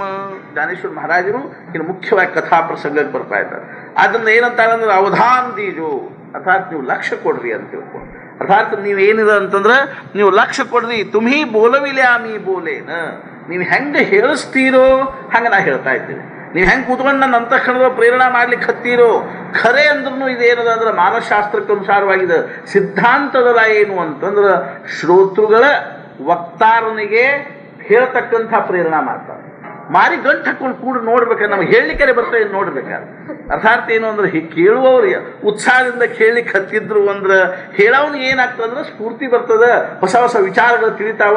ಒಂದು ನಮೂನಿ ಎಲ್ಲಾರು ಅತ್ಲಾಗೊಬ್ರು ಇತ್ಲಾಗೊಬ್ರು ಮಾರಿ ಮಾಡಿಕೊಂಡು ಕೂತರು ಅಂತಂದ್ರೆ ಕನಿಕ ಇಡ್ಗುಂಜೋಗಿನ ಪ್ರವಚನ ಆಗ್ತದೆ ನಮ್ಗೆ. ಇಡ್ಗುಂಜೋಗಿನ ಪ್ರವಚನ ಗೊತ್ತದಲ್ಲ. ಇಡ್ಗುಂಜೋಗಿ ಒಂದ್ಸಲ ಪ್ರವಚನ ಇಟ್ಕೊಂಡಿದ್ದು ನಮ್ಮದು. ಸಾಯಂಕಾಲ 7:30 ಇಂದ 8:00 ಇಟ್ಕೊಂಡಿದ್ದು. ನಾನು ನಾರಾಯಣ ಹೋಗಿದ್ವಿ. ಅಲ್ಲೇ ಸಭಾಯಿತರು ಅಂತ ತಿಳ್ಕೊಂಡು ಅವ್ರು ವಿಶ್ವ ಹಿಂದೂ ಪರಿಷತ್ತಿನ ವ್ಯವಸ್ಥಾಪಕರಿಗೆ ಹೇಳಿದ್ರು. ಅವರೊಂದು 200 ಪಾಂಪ್ಲೆಟ್ ಸಹಿತ ಪ್ರಿಂಟ್ ಮಾಡಿಸಿಟ್ಟಿದ್ರು. ಅದನ್ನು ಒಂದು ಕಡೆ ಕಾರ್ಯಕ್ರಮದ ರೂಪರೇಷ, ಒಂದು ಕಡೆ ನಮ್ಮ ಪರಿಚಯ ಅಂತ ತಿಳ್ಕೊಂಡು ಅವ್ರು ಏನಂದ್ರು, ಊಟಕ್ಕೆ ಬಂದುಬಿಡ್ರಿ, ಊಟ ಮಾಡಿ ಇಲ್ಲೇ ನಮ್ಮಲ್ಲೇ ಊಟ ಮಾಡಿಕೊಂಡು ಸಂಜೆ ನಾ ಪ್ರವಚನ ಮಾಡ್ಕೊಂಡು ಹೋಗ್ಯಾಕ್ರಿ ಅಂತ ತಿಳ್ಕೊಂಡ್ರು. ಹೋದ್ವಿ. ಊಟ ಗೀಟ ಎಲ್ಲ ಆಗ್ತಿ ಉತ್ತಮ. ಅದೇನು ಇದನ್ನೆಲ್ಲ ಮಾಡಿದ್ರು. ಅಲ್ಲಿ ಪದ್ಧತಿ ಪ್ರಕಾರ ಏನು ಹುಳಿ ಪಳಿ ಎಲ್ಲ ವ್ಯವಸ್ಥಿತ ಮಾಡಿದ್ರು. ನಾವು ಗಡದ ಹೊಡೆದಿವಿ, ಗಡದ ಮಲ್ಕೊಂಡ್ವಿ. ಸಂಜೆನಾಗ 6 ಗಂಟೆ 6:30 ಆಗಿತ್ತು. ನಾನು ನಾರಾಯಣ ಸಭಾ ಇತ್ತು, 3 ಮಂದಿ ಆ ದೇವಸ್ಥಾನ ಕಡೆಗೆ ಹೋದ್ವಿ. ಗಣಪತಿ ಗುಡಿ ಕಡೆಗೆ ಪಾಠಶಾಲಾ ದೊಡ್ಡ ಹಾಲ್ನೊಳಗೆ ನಾಲ್ ಕರ್ಕೊಂಡು ಹೋದ್ರು. ದೊಡ್ಡ ಹಾಲ್ ಅದ, ಬೇಕಾದ ಜನರು ಕೂಡ್ಲಿಕ್ಕೆ ಅಡ್ಡಿ ಇಲ್ಲ ಅಂತಂದ್ರು. ಚಲೋ ಆತ್ರಿ ಅಂತ ತಿಳ್ಕೊಂಡು ಇದಕ್ಕಿಂತ ಆಗಲಿತ್ತು. ಭಾಳ ದೊಡ್ಡ ಹಾಲ್, 1000 ಜನ ಆರಾಮ್ ಕೂರ್ಬೋದಾಗಿತ್ತು. ಅಲ್ಲೇ ಒಂದೆರಡು ದೊಡ್ಡ ಗುಡಾರಿದ್ದು. ನಾವು 3 ಮಂದಿ ಕೂಡಿ ಹಾಸಿದ್ವಿ. ಆಮೇಲೆ ಅಷ್ಟಾಗಷ್ಟೊತ್ತು ಒಂದು ಯಕ್ಷಗಾನ ಕಂಪ್ನಿ ಬಂತಾನೆ.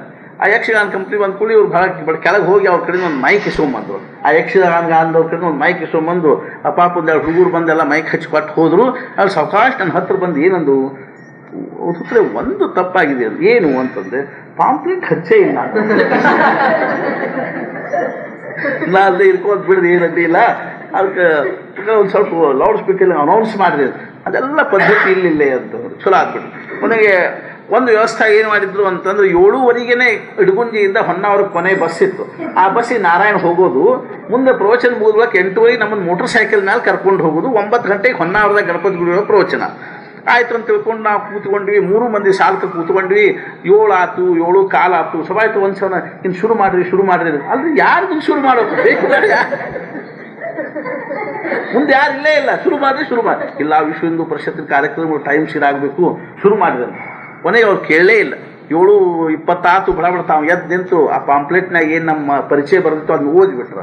ಓದಿದ ಕೂಡಲೇ ಓದಿ ಬಂದು ಕೆಳಗೆ ಕೂತ್ಕೊಂಡು ನೀವು ಶುರು ಮಾಡ್ರಿ ನಾನು ಇನ್ನೇನು ಮಾಡೋದು ಇಟ್ಕೊಳ್ತಕ್ಕ. ನಾನು ಒಬ್ಬ ಇದ್ದಾನಂತ ತಿಳ್ಕೊಂಡು ನಾವು ಹೋಗಿ ಕೂತ್ಕೊಂಡು ಇದು ಮಾಡೋದಕ್ಕೆ ಬಸ್ ಬಂದ್ಬಿಡ್ತೆ. ಅದು ಬಸ್ ಬಂದ ಕೂಡ ಇಂಥ ಶ್ರೋತೃಗಳಿದ್ರೆ ವಕ್ತ ಏನು ಪ್ರಯೋಜನ. ಒಂದು 10 ನಿಮಿಷಕ್ಕೆ ಬಂದರು. ನಮ್ದು ನಡವೆ ತಗ ಕಳ್ಬಿಟ್ಟು ಹೊಡೆದೇವು ನಾವು. ಹಂಗೆ ಒಂದು 10 ನಿಮಿಷಕ್ಕೆ ಬಂದ ಕೂಡಲೇ ನಾನು ಏನ್ರಿ ನೀವು ಹೋಗ್ಬಿಟ್ಲ ಮತ್ತೆ ಏನು ಮಾಡಿದ್ವಿ ಅವಸರ ಮಾಡಿ.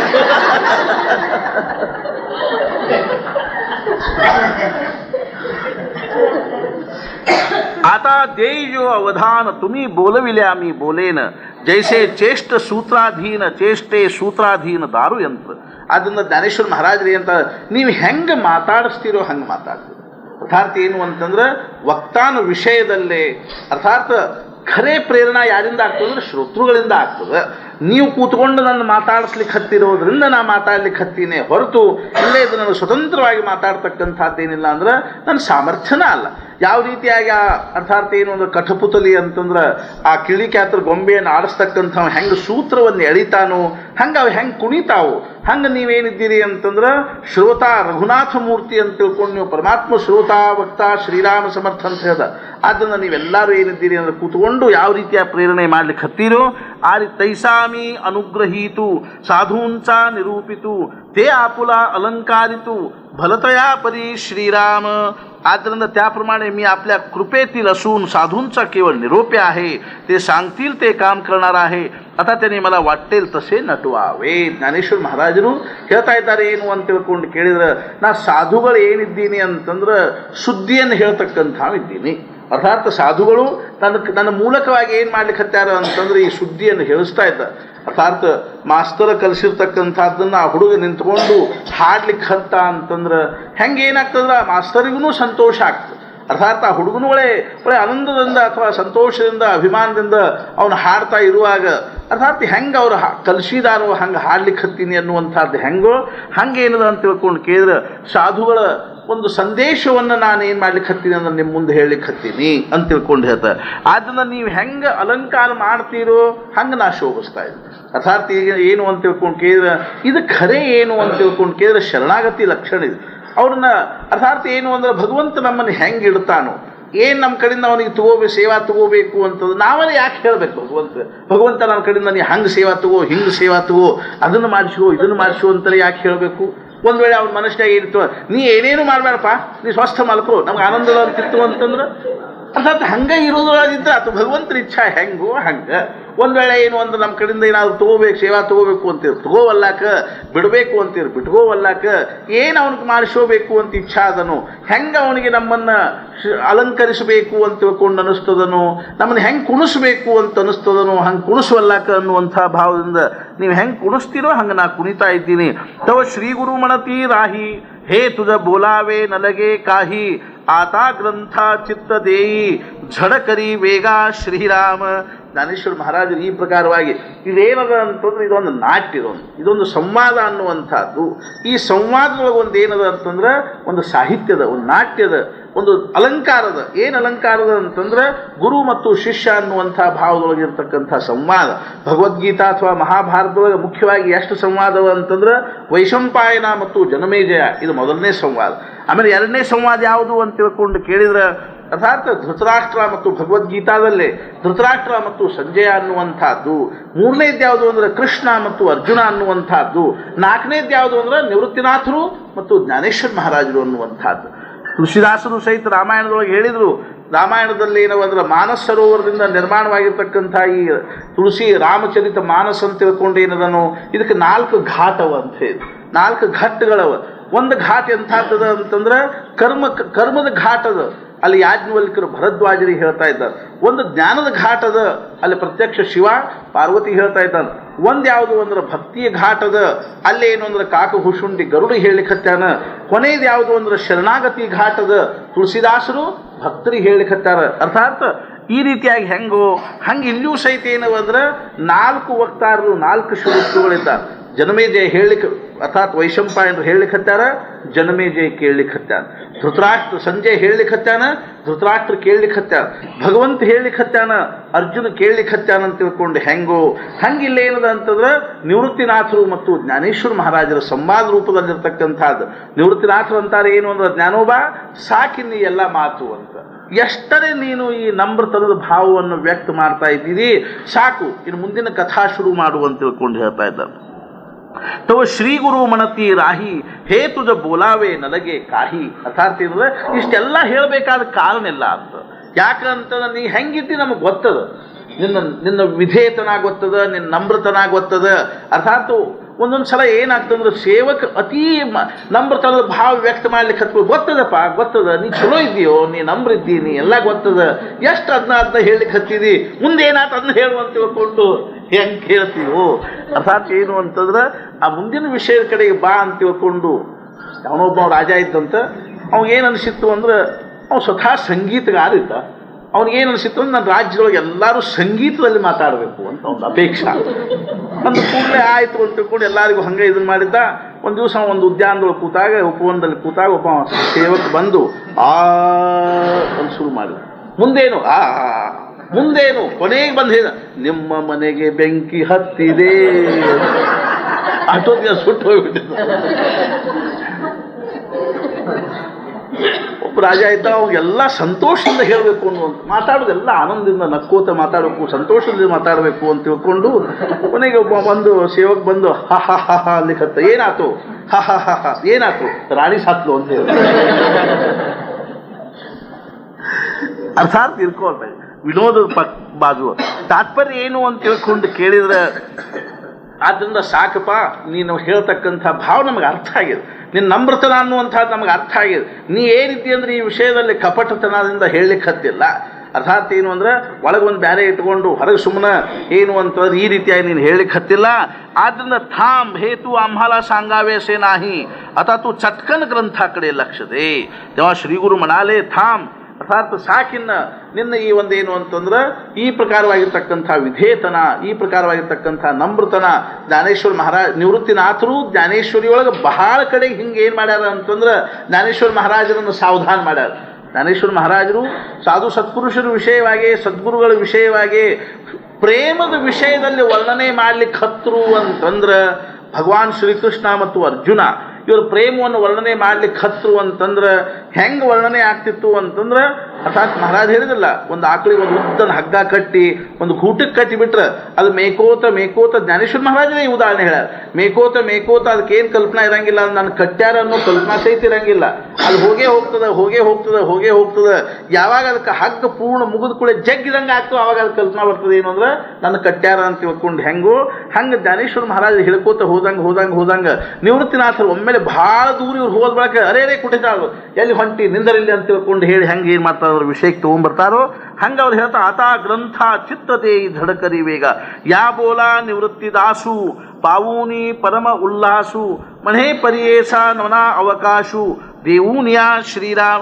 या श्रीगुरूंच्या भाषणावर निवृत्तीनाथांचे शिष्य श्री ज्ञानेश्वर महाराज अतिशय हर्षित होऊन म्हणाले, मी बोलतो ते मोकळ्या मनाने ऐका. अर्थात ज्ञानेश्वर महाराजರಿಗೆ ಸದ್ಗುರುಗಳಾಗಿರ್ತಕ್ಕಂಥ ನಿವೃತ್ತಿನಾಥರಿಗೆ ಹೇಳಿದ ಕೂಡಲೇ ಅತ್ಯಂತ ಸಂತೋಷ, ಅತ್ಯಂತ ಸಮಾಧಾನ ಆಯಿತು.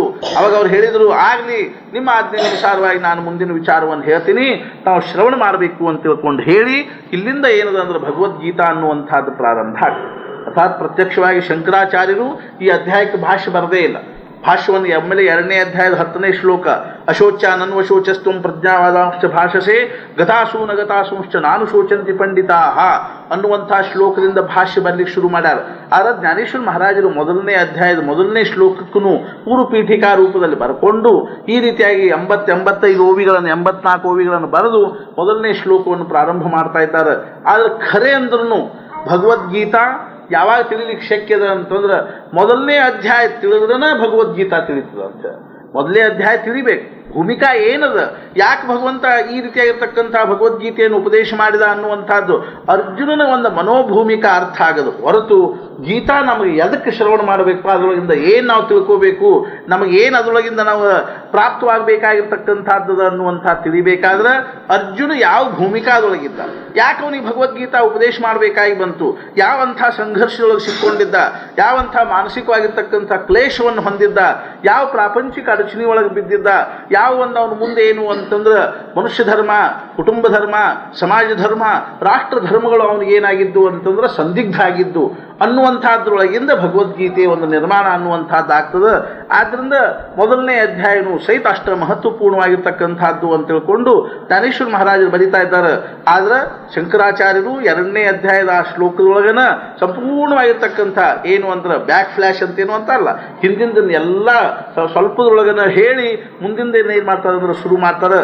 ಆದ್ದರಿಂದ ಇಲ್ಲಿಂದ ಪ್ರತ್ಯಕ್ಷವಾಗಿ ಏನಾಗ್ತಂದ್ರೆ ಧೃತರಾಷ್ಟ್ರವಾಚ ಧರ್ಮಕ್ಷೇತ್ರೇ ಕುರುಕ್ಷೇತ್ರೇ ಸಮವೇತಾಯುತ್ಸವ ಮಾಮಕ ಪಾಂಡವಾಶ್ಚೈವ ಕಿಮ ಕುರ್ವತ ಸಂಜಯ ಅಂತ ತಿಳ್ಕೊಂಡು ಹೇಳಿ ಧೃತರಾಷ್ಟ್ರ ಏನು ಮಾಡ್ತಾ ಇದ್ದಾನೆ ಅಂತಂದ್ರೆ ಜ್ಞಾನೇಶ್ವರ ಮಹಾರಾಜರು ಒಂದ ಶಬ್ದದೊಳಗೆ ಧೃತರಾಷ್ಟ್ರನ ಸಂಪೂರ್ಣವಾಗಿರ್ತಕ್ಕಂಥ ವ್ಯಕ್ತಿತ್ವವನ್ನು ಮುಂದಿನ ಇದರೊಳಗೆ ಹೇಳ್ತಾ ತರಿ ಪುತ್ರ ಸ್ನೇಹೇ ಮೋಹಿತು ಅನ್ನೋದ್ರೊಳಗಿಂದ ಧೃತರಾಷ್ಟ್ರ ಹೆಂಗಿದ್ದ ಅನ್ನುವಂಥದ್ದನ್ನು ವಿವರಣೆ ಮಾಡ್ತಾರೆ. ಜಾನಕಿ ಜೀವನ ಸ್ಮರಣ ಜೈ ಜಯ.